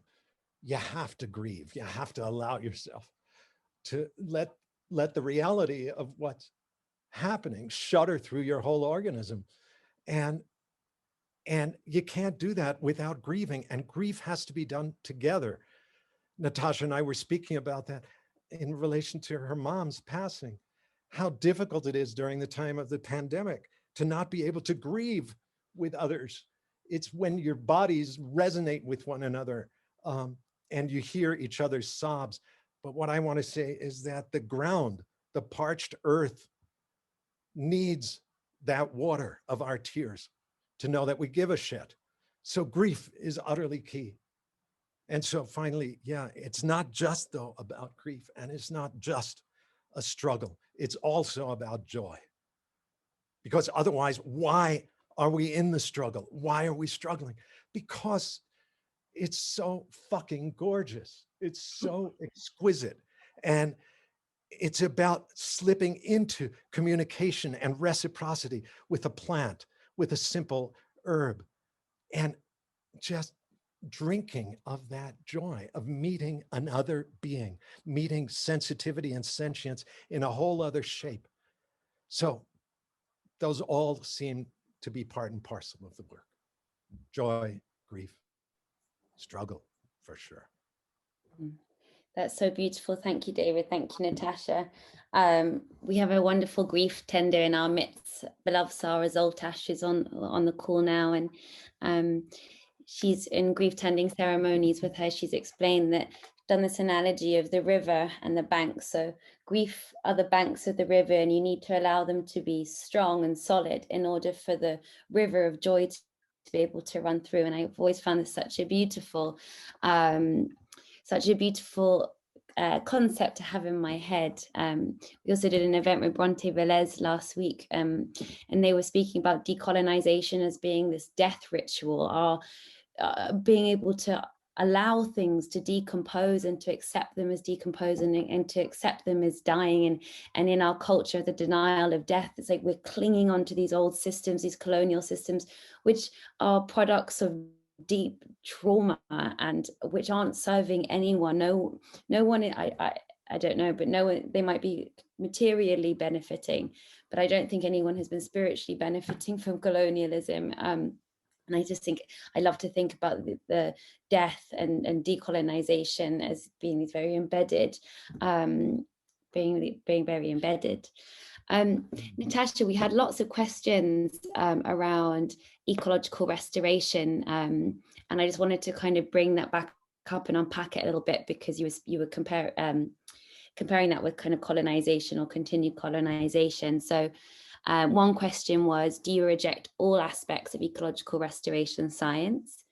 And then also Adib Dada said, thank you, Natasha, for an eye-opening presentation. I work in ecosystem restoration and specifically planting Miyawaki forest in Lebanon. He's got an amazing project we can share after this. He says, we have a lot of trouble with the eucalyptus trees planted by the French colonists to drain out the swamps next to the Beirut River. They are allelopathic, not allowing any native species to grow underneath them. They are also depleting the water availability in the ground. We usually refer to them as aggressive invasive species. Question is, how do you suggest we reconcile between the restoration work and these species, since they cannot share the same space on our native forests are being displaced by the eucalyptus tree? Such important questions. And, I want us to start, I get that, it's going to be hard to hear. It's going to be hard to hear about the concept of ecological restoration and to reckon with it in different terms. And I understand that there are great projects happening around the world, but I wanted to go to this notion of restore, to restore. And to restore assumes you know what was before. And unfortunately, the imaginaries of the before times, the imaginaries of the intactness of an ecosystem, the imaginaries that we have of any past really hinge on imaginaries of a depeopled nature. We imagine that nature just needed itself to just carry on. And it turns out for thousands of years, people have been gardening this planet. This planet has been gardened. It's a garden. It's a land that has been tended by people, and even lands that you think are not tended, they're tended. And they are tended. The thing that might have kept them from being cut down is that they were cared for, right? And so we have to reckon with the ways, and I come to the oak savannas as a really important place for us to think about. These are these incredible landscapes of oaks taking root in sandy soils. And the imaginary around the past of these is that there was just people, there were just, sorry, they're just animals and plants and fire. And all you need is a random wildfire to come through, and that's all you need. But the reality is these lands were cared for like a garden. So the fire was used to regenerate the oak seedlings. The fire was used to bring back the medicines every year. The fire was used ceremonially. The fire was used in a very deep way. Restoration ecology assumes they know what the past looks like, but they also assumed that people were either hostile or bad for the environment or needed to, or just weren't there. And those are the erasures that we have to be really careful of. And we also have to be really careful of any metrics that are used to measure what the value of an ecosystem is. Biodiversity is a concept that it doesn't actually pay attention to the relationships, right? Just make sure there's more of those different plants in there rather than the relationships that those plants are having. So I want to come back to the teachings from Carolyn, but also other members, other earthworkers in the Indigenous Land Stewardship Circle who are concerned about non-native plants encroaching on the lands where they're trying to grow their medicines, where they're trying to be in good relation. But they ask these plants what they're doing here. They want to learn the stories from these plants. They want to understand what they're up to, what their teachings are. They're not going to use chemicals to rip them out because they don't want to sever their relationship with the land. They want to be able to sense that relation. They want to be in that relation with the plant. And if it's Phragmites taking over the pond, they want to harvest that Phragmites in a good way, in a way that would allow them to use that to weave baskets, make paper, create other things. If you have eucalyptus trees, you can harvest them, right? You can harvest things in a good way.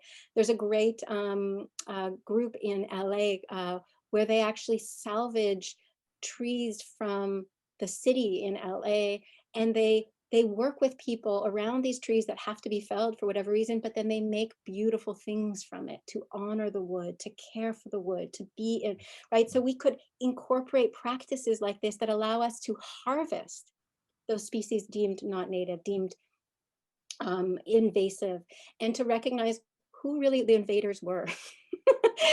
I think every time we talk about invasive species, we're missing out on really who the invaders were and who really is culpable for it.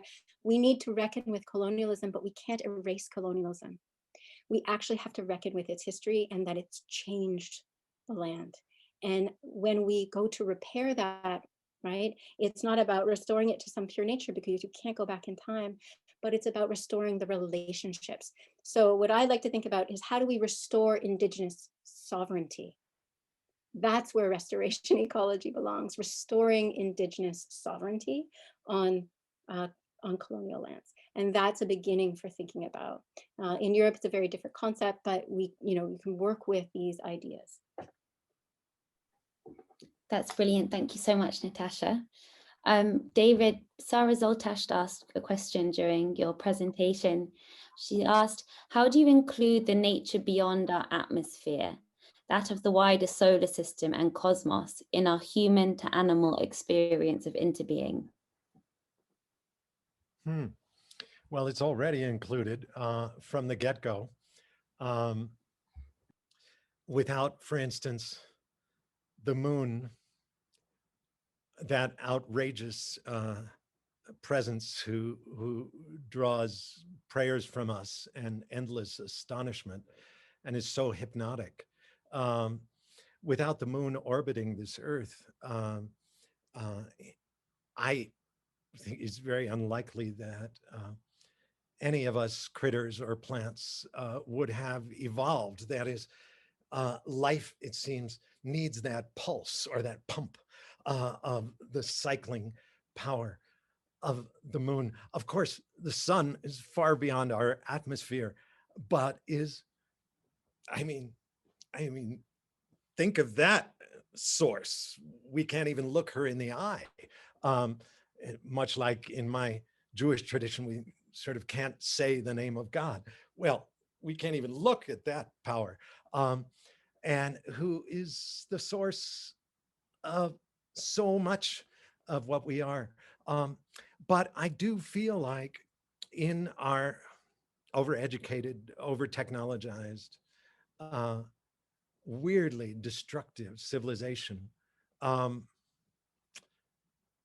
we've kind of been high on the light for a long time, and so dazzled with the stars, our own bright star, the sun. There's this impulse to transcend, to get out of this place, to have out of the body experiences and journey to other stars, other realms, and all of which is kind of cool, you know. Why not? Except that first we ought to actually really get down with our world, um, and notice how thoroughly our perception of every other world is profoundly conditioned by our inherence in this world, in this earth, in this biosphere. Uh, Far more, I think, than we have yet noticed. We are of the earth, bubbles of earth that sort of just soil that sipped some water, gulped a bit of air, and started walking around for a time, and then bubble back into and become humus again. Um, and um, and what departs with our last breath returns to this enveloping um, atmosphere, the breath, the psyche of this world in some way. If psyche really does mean in its origins the breath and the wind. Um, so it just feels important to me to recognize that Earth is our access to all those other worlds. We, without this atmosphere buffering the intensity of the sun's light, we'd be blinded like that.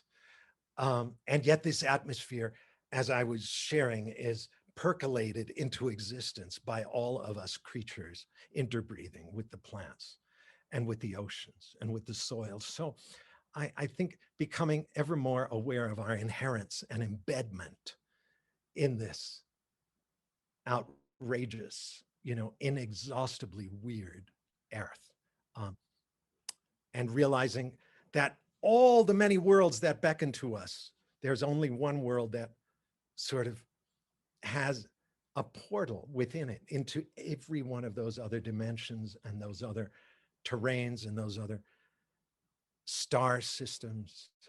It's this world, it's this earthly world, which has, you know, traditionally and conventionally in the modern West been derogated, insulted, seen as sinful, problematic, something basically terrifying to us that has to be beaten back and mastered and bent to our will rather than allied with, apprenticed to, and joined with a kind of deep humility.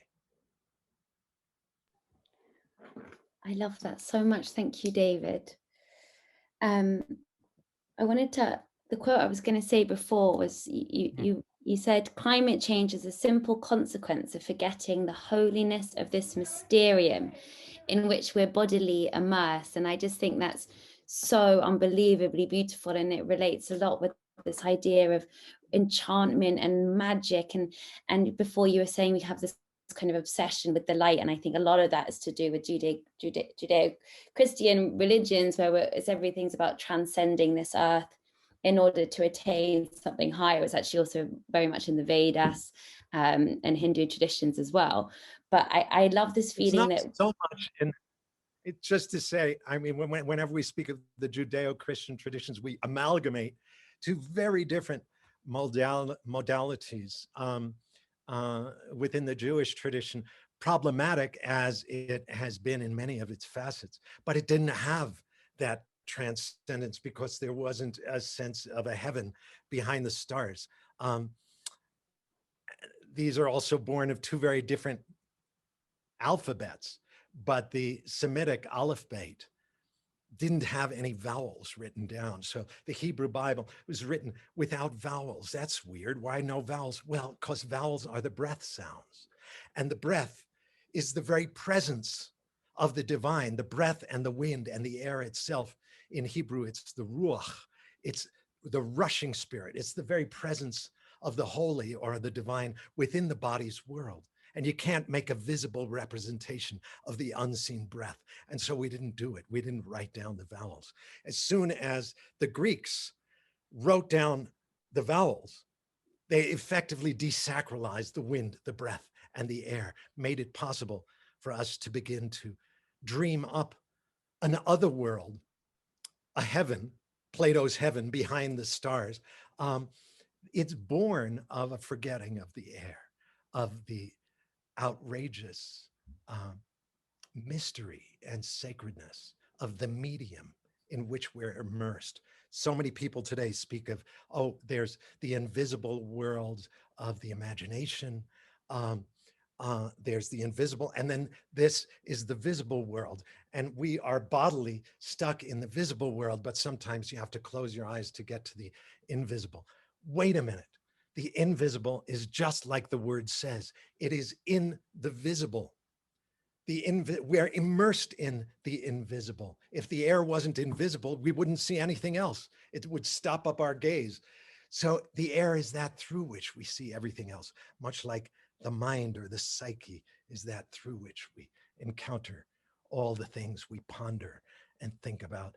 There's some deep affinity between mind and air, as if our mind or psyche is just our part of an intelligence or a sentience or a mind that is not ours, but is the earth's. And where it's not in us, we're in it, along with the other animals and the plants, where we live and dance and breathe within a mind that's not ours, but is Earth's.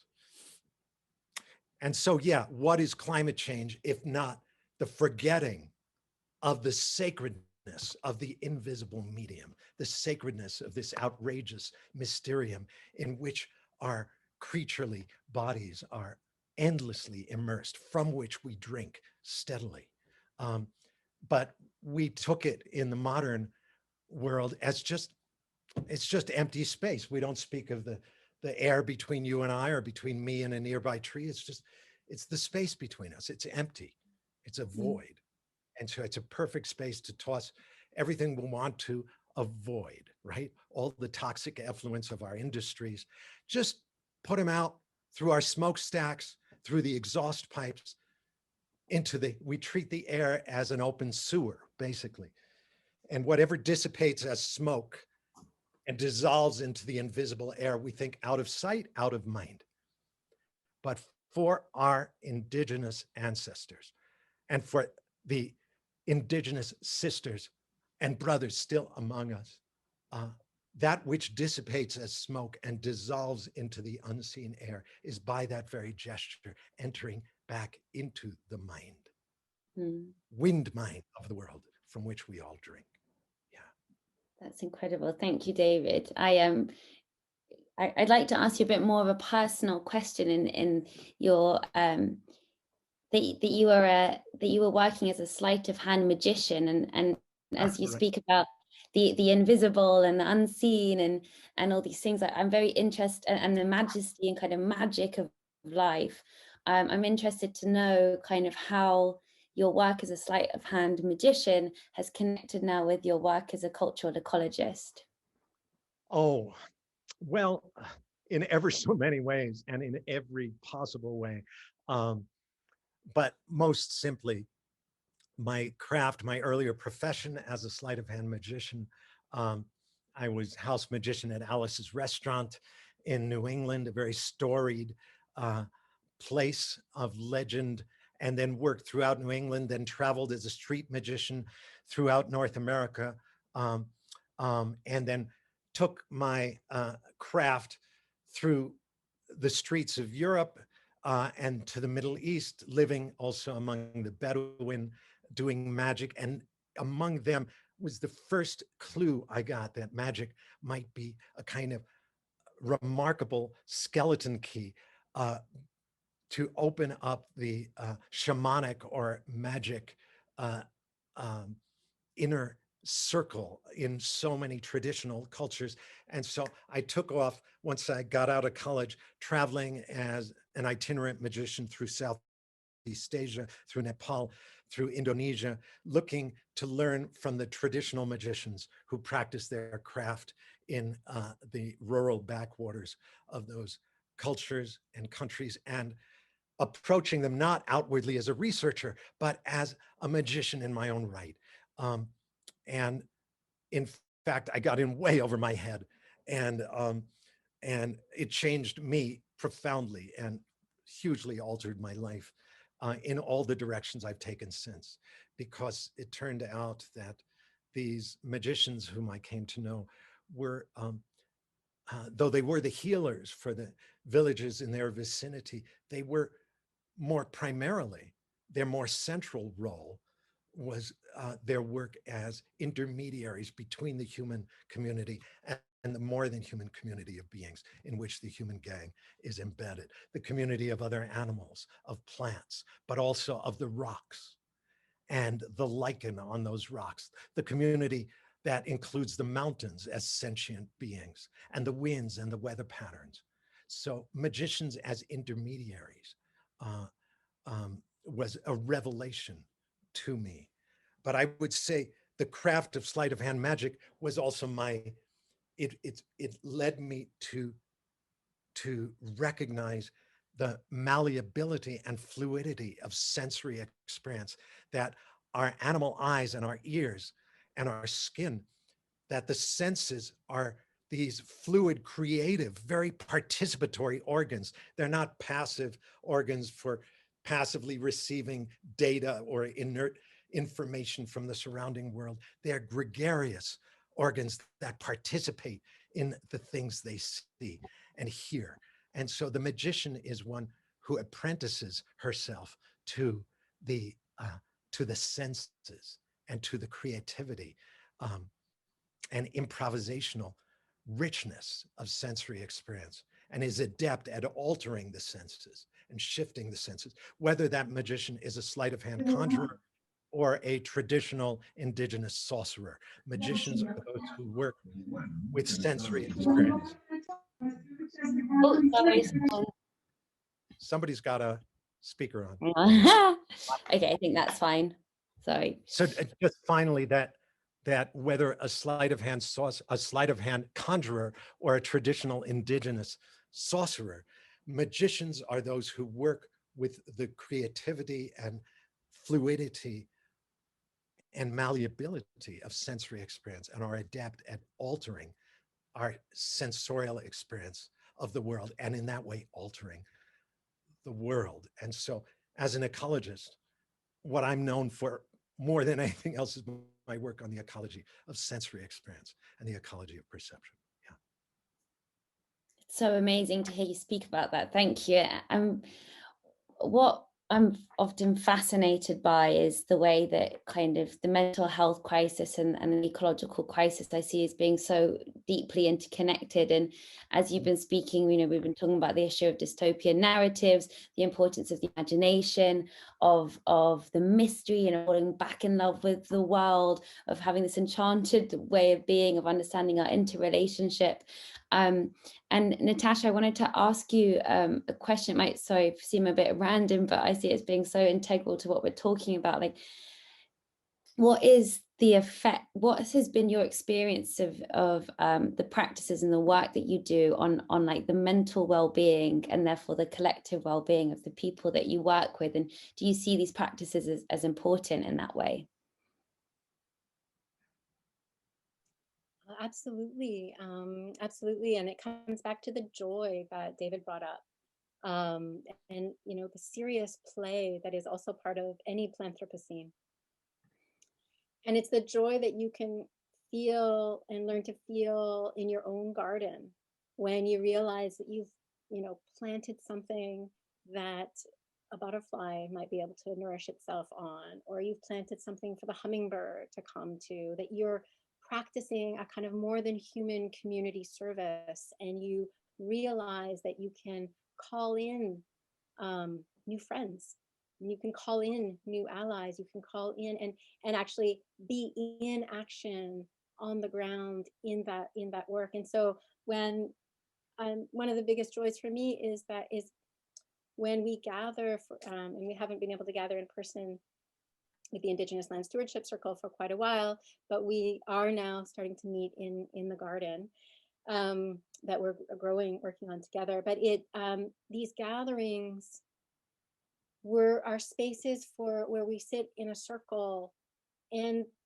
people share their stories and they share where they're at, and they getting together for the work of restoring Indigenous leadership requires building relationships, building friendships. It requires taking care of one another. It requires creating community, sharing food with each other, showing up for one another, supporting each other through. And so the collective friendships that are possible, and when I'm able to sit with people and hear them say how valuable it was just to see each other and share stories. And so, right now I'm just writing grants so that we can support people and so that they can be nourished enough and have time out of their really incredibly busy days to be with each other.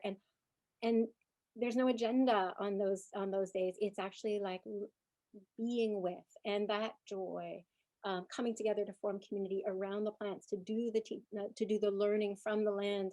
There's incredible joy there. And so I think both anything that we can do to support community well-being and to recognize that some communities' well-being, right? So the leisure class of wealthy Torontonians whose dogs love to run over and through the park, who live around, their pleasure and their leisure and their ability to sort of move through these spaces with impunity, with doing whatever it is they want, where Indigenous people don't, right? So we have to also be really be educated and really, really recognize that. So as allies, we're talking about ways like how can non-Indigenous people show up and support Indigenous people to meet in ceremony safely? It turns out you need a ring of people protecting folks to deal with people from the outside who may hurl racial slurs, who may show incredible disrespect, right? And so you need community around you. You need love. You need those relationships. And that's, I think, both in being in relationship with the plants and trees and being in relationship with the people. And this is why I refuse to take the human out of the Planthropocene. We need to keep the humans in the game. We need to keep the people recognizing our responsibilities and our accountabilities. We can't give up. We can't say, oh, the earth will be better off without us. We have to be in those relations. Yeah. Could I weigh in on that Please matter? do. Please do. Just it seems to me that we are human only in contact and conviviality with what ain't human. That we are human only in contact and conviviality, interchange, community with what is not human. If our senses, our nervous system is co-evolved with all of these other nervous systems of elephants and spiders weaving their webs, and earthworms and humpback whales and hawks and savanna oak forests and mountains and rivers. But I mean, then that's we need to be in relation with all that stuff and with other humans hugely as a part of all that. But if we speak of everything that is not human as a set of resources or as a bunch of objects and basically objective mechanical processes, determinate, mechanical, you can't really enter into relation with an inert object or an entirely determinate mechanism.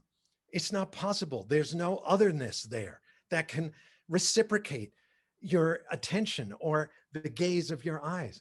So really just dropping that whole nonsense and allowing, it seems to me, that it's all alive, all of it, down to the rocks, up to the clouds, even the winds, even the words we speak have their own life. Anything that we can sense is a sensitive and sensate being in its own right, though very different from our ways of sensing and feeling the world. And so who are you? I ask this granite slab. And then I turn to the chunk of sandstone nearby and say, and who are you and how are you guys different? What is your different ways of dancing into the present moment? And maybe I have to lean against you for a while or sleep under you and see what kind of dreams come to get a sense of what's different between granite and sandstone in this region here. But I can only open that relationship if I allow that it's all animate, that it's all alive. So seems to me, if we're born into a culture that says only humans are really subjective, only humans have real intelligence, sentience, consciousness, that's a recipe for madness. And we're all living through that madness, because then we're only practicing relation with one another. And the human, another person shaped just like me, cannot possibly provide all of that nourishment my nervous system still knows it needs to get from dragonfly and spider and ant hills and hummingbirds and the sun as it's climbing up out of the ground in the morning. I need all that. And I think the only place I can get it is another person. And so I turn toward my partner and craving all of that otherness, but someone shaped just like me can't possibly provide it. And it blows out all of our relationships, one after another after another. So it seems to me opening relation with everything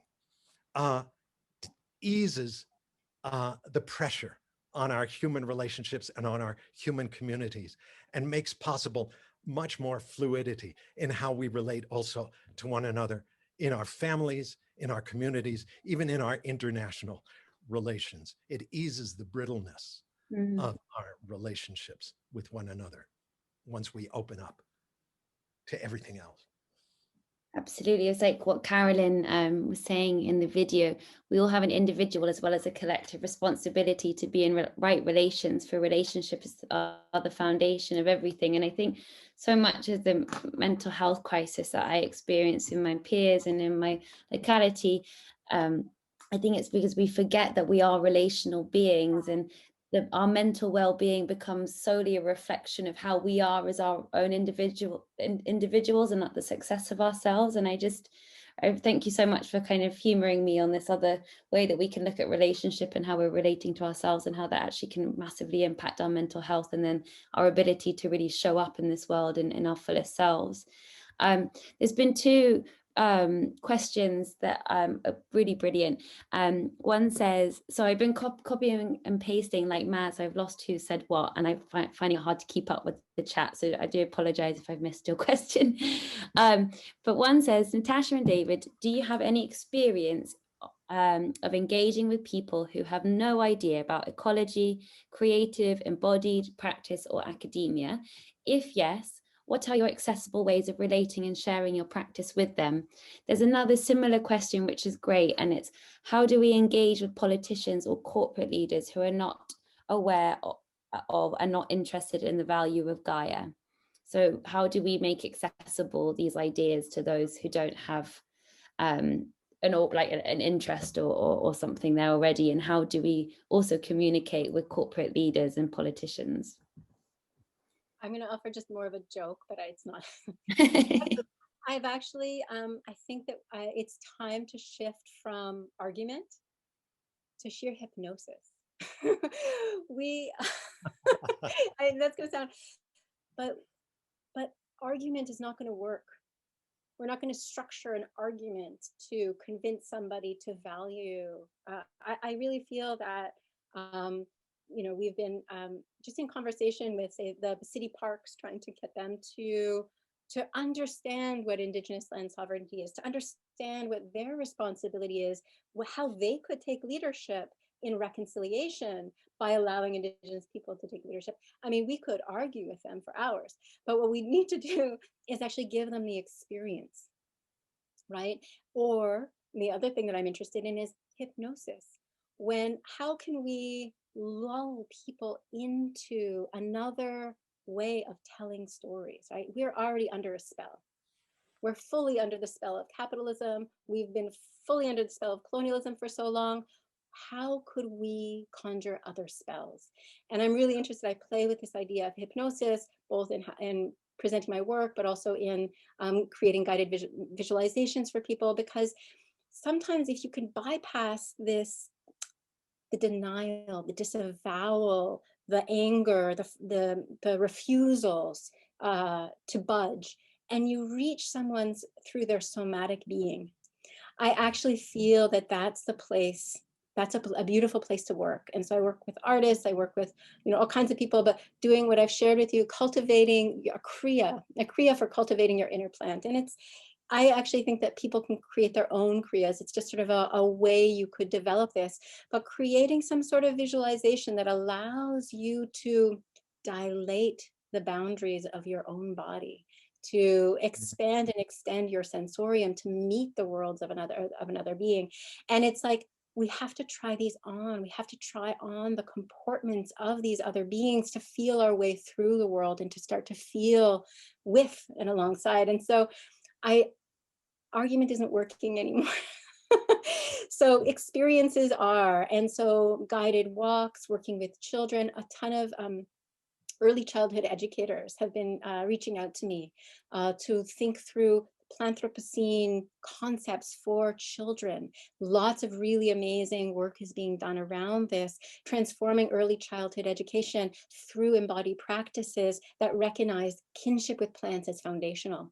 So that's been a really, I think people are, you know, I tend to talk to a lot of academics and a lot of students, and so I'm speaking to a lot of people who are already converted when I'm not when I'm giving lectures. But early childhood educators, I think, are those other people who are reaching all kinds of communities. Critical educators who are working around questions of racial justice and access, right? So who has access to these spaces? We really need to rethink the ways, the whiteness of environmental spaces and the ways that white pedagogies will recreate those. So how do we get early childhood educators really practicing this as part of their craft, an embodied sensorial work? My collaborator, Ayelen Liberona, does this work, becoming sensor with school-aged kids. And so she's having that joy experience as the kids begin teaching. You know, they're listening, they hear exactly what those trees are saying, and they can share that, get them at that early age where they haven't shut down with all that disavowal. And these are the places that we can build from. So yeah, absolutely. But try hypnosis. It could work. Right. Hypnotizing folks out of the spell of corporate capitalism into the spell of the sensuous. There was an American philosopher named Richard Rorty, who I most of the time didn't agree with, but he said a few things that really resonated. One that struck me once, he said, or wrote, he said, "It is not those who argue well who are going to change the world, but those who speak differently." Or it's not by arguing well that anybody's going to change the world. It's rather by speaking differently, speaking otherwise. Not that language is everything, but it's certainly a big key as to what's keeping us massively bamboozled. I mean, in ever so many ways, Descartes saying, you know, I think, therefore I am. Gadzooks. So then what I am is thinking, and I'm thinking all the time. I think the real reply to Descartes is, you are, therefore I am. You are that. You, this spider weaving your web, you are, therefore I am. That calls me into being.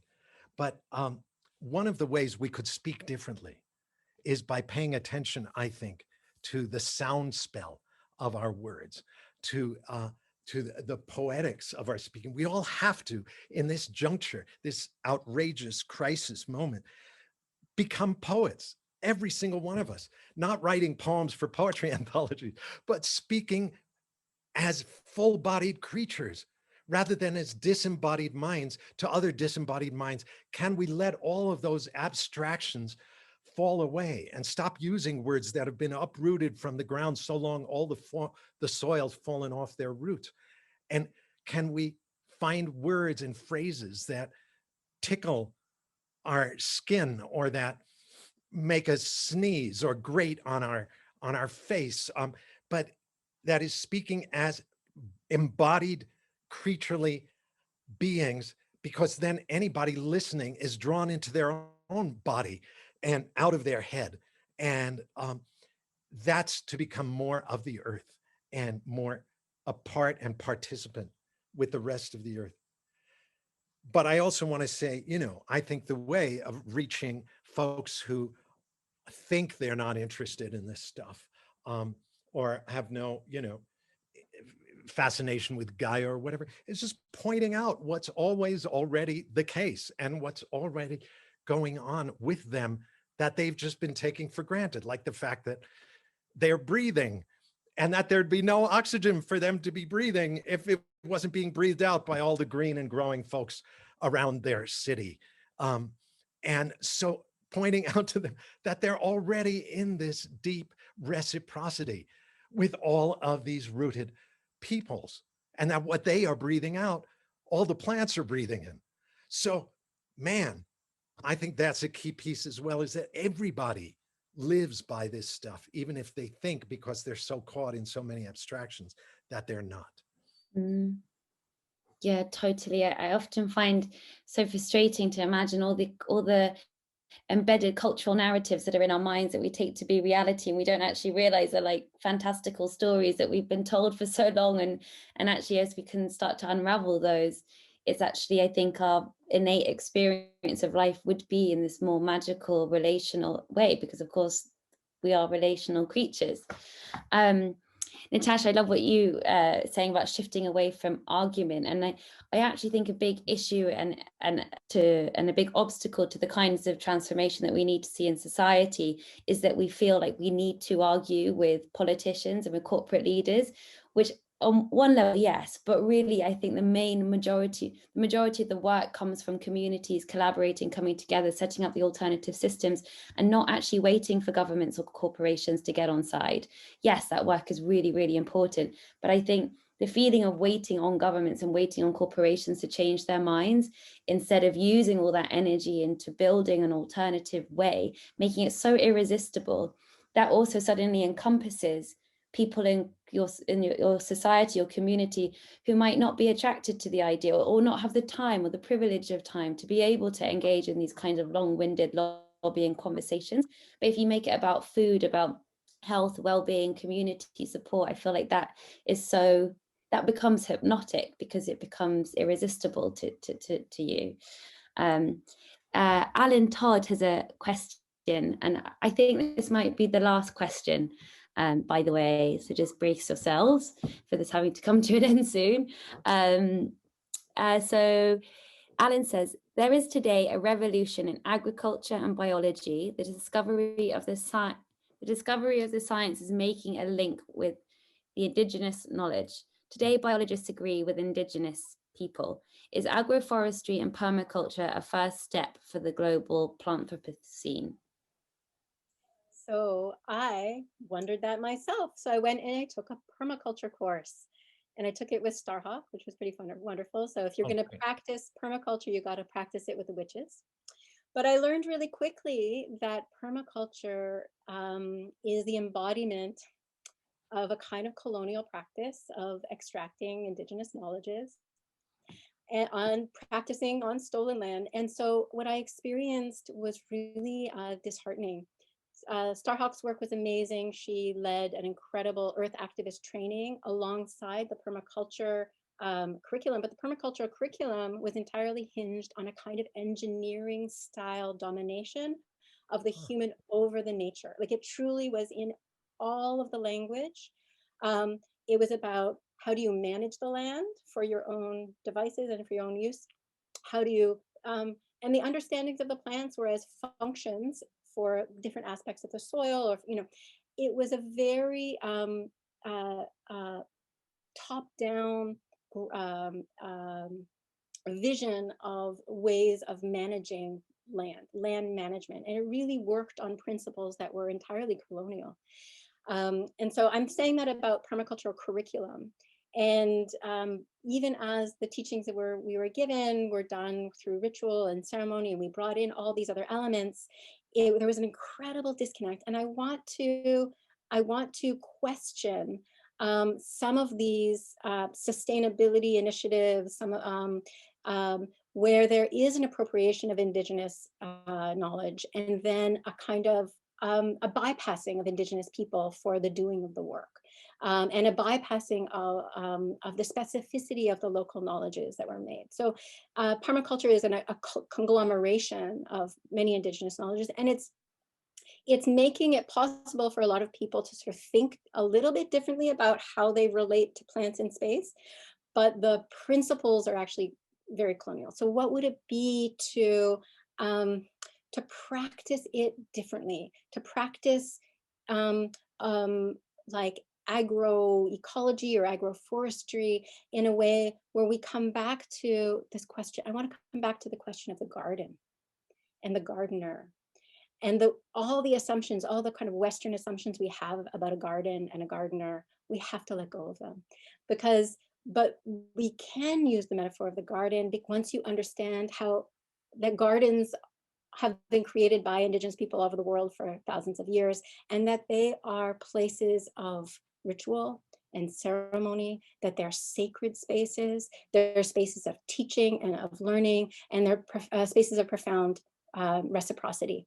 So it's a different kind. The permaculturalists are making different kinds of gardens, and I worry about the managerial engineering format for because I'm very attentive to language, and I can hear things in scientific language because I was trained in it, but also I'm attentive to modes of speaking that produce mechanized outcomes, right? How do we disenchant? And the language of disenchantment is throughout. And so I want us to say, you know, could we do permaculture otherwise? Or what would that look like? There are important teachings locally everywhere. And part of our work is to start to recognize the beings around us. And I think we need to expand the principles that we're drawing on and start to recognize these latent colonialism that's embedded in so many of our, and that's why I'm very concerned about ecology. Ecology is supposed to be liberating. It's supposed to be about whole things. It's supposed to be about relations. And yet I have never come across a scientific article that didn't hinge on neo-Darwinism, functionalism, economization of life, fractionating of the organism, mapping and gridding and making everything. So I want us to recognize what work, and that those concepts are doing a lot of work on our very beings. They're keeping us separate, and that we could actually do it otherwise. So there's work to be done in all of these fields to see the ways that colonial form will reproduce the same thing over and over, and it will infrastructure it into the future unless we change that path. Thank you, Natasha. David, did you want to jump in there or not? I saw you write something down, so I wasn't sure if it was a note for later. Oh, yeah, I just want to let Natasha's voice ring out. Yeah, I'm good.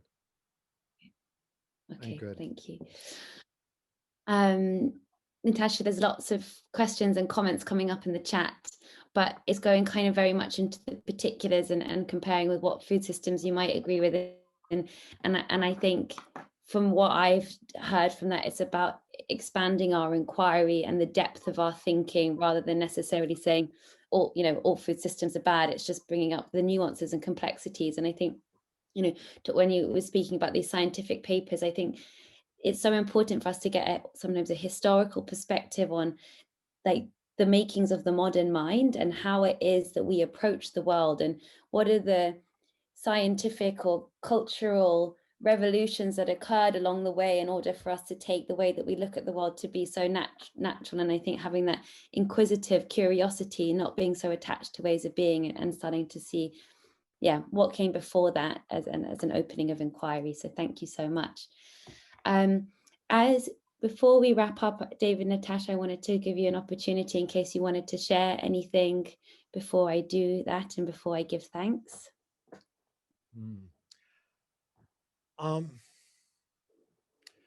I'll share two brief things. One is something that struck me not so long ago. I wonder if this is true for others of you who are watching or listening, but I've always felt such pleasure in the color green whenever I encounter it out in the world, the green of plants, but especially like a forested hillside, or the many-hued emerald greens in a mossy, dank forest in like Maine. All these many greens playing off of one another brings such I'm speaking on a very visceral level, a kind of pleasure rippling through my organism. And I've wondered about that joy that some of us, many folks, feel in the color green that is heightened whenever a cloud moves out of the way and the sun spills its gaze upon that hillside. And whoa, it's so yummy. It's so scrumptious. And it occurred to me not that long ago that, well, I mean, we are beings of skin, but these plants I'm gazing have these leaves drinking the sunlight steadily. What would that feel like, this process of photosynthesis, um, sort of transmuting sunlight and water into flesh, into sugars that become flesh? And how goofy and bizarre our assumption that this happens without any sensation on the plant's part. It seems to me that it must be such an exquisite pleasure, that transmutation of light into flesh, of light and water into sugar, and that it's happening along the whole fluttering periphery of a tree, for instance, heightened especially when a cloud moves out of the way and the sun hits those leaves. I'm wondering if that pleasure in the color green is not a kind of empathy in the eyes, that we're picking up through our eyes something of what those plants are feeling. That's one question or thought. Please ponder it and see if that's at all true for you. The other is just the simple discovery 20 years ago or so that our word truth, which is such a big deal in our civilization, what's the truth of things? The truth of this or that. Do you folks know where the word truth comes from? It shares the same origin as the word druid. The source is dru, which means tree, and that to be true originally meant to be well-rooted and upright, like a tree. It's still used by printers who speak of truing a line, that is, making all the lines on the page come to the same spot on the right or on the left. True, what meant to be upright, straight, like a tree. So truth is a tree, seems to me. Just that. Natasha, can I invite you to share, only if you feel to, before we close? It's been such a pleasure to have this conversation. And if you do want to experience photosynthesis, it's a practice I've been doing for a while. we can all learn how to photosynthesize, to feel alongside the plants. And I'm interested in it was actually, I was like, David, did you read the Kriya? You must have read the Kriya. You too are drinking in sunlight. Anyway, but it is, as you're hearing David speak, you can actually, if you follow along with this Kriya and have someone read it to you, you can actually start to experience some of these sensations, including these incredible sense of connection through your roots, through your leaves, as you're growing. And so what I love so much about today was the movement practices that David brought in, both through, we could see him moving in the landscape with these beautiful aspen trees. And we watched Carolyn moving through that beautiful landscape. I want us to really call on our bodies, just like we've been exploring all today, that our bodies are a place of meeting. And trees want, if you don't feel like you can listen, you hear what they are saying, you will learn to feel first. And feeling with your body is a really important practice. And so I'd really encourage practices of co-presence, that where you can feel their presence being present with you, so you can be present with them. And in that reciprocity, that meeting place is incredibly grounding, incredibly joyful. And the teaching that will come from that, when you slow down enough to be there in co-presence with these trees. They might teach you things like, David, the eyes on those aspens were revealed to me that when the branch is growing outward, those leaves and that seeing that is that branch remains. So all of the dance of seeing. Gorgeous, yeah. And so that the eyes that remain really are those eyes, because that branch, with all its access to light through its leaves, the memory of that light, the memory of what was seen, because of course leaves see in more colors than we do. They play with light in ways that we can't begin to reckon with. But when we recognize that the eyes on the aspen or the birches were once conduits for seeing and remain so as channels, that can come to you when you're in co-presence with the trees. Beautiful. Really, really beautiful. Thank you. Thank you, Natasha, and thank you, David, for giving so much of your time and care to us all and sharing just a fragment of your huge, endless wisdom. It's been really incredible and such a delicious and delightful conversation and exploration that's felt very embodied into this into being and into breathing. And I'm excited to go outside after this session ends.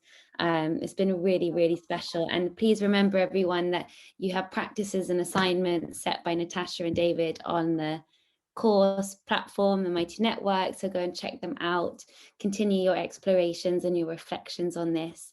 And I will end with a twist by Teoscan Ghost Horse that someone posted on Descartes' I Think, Therefore I Am, which is I thank, therefore I am. So thank you all so much. Thank you. All our relations. Thank you. And next week is the start of Module 4 on forest culture with the bioregion of Austral forests, Chile, Australia, New Zealand, and Pacific Islands. So that's going to be a new venture with us all. So thank you, everyone. See you soon. Thanks so much, Natasha. Thank you. Thank you. Thank you, David and Natasha. Thank you so much. Really phenomenal. Bye. Loved it. Thank you. Bye. Bye, everyone. Thank you. Thank you. Thank you.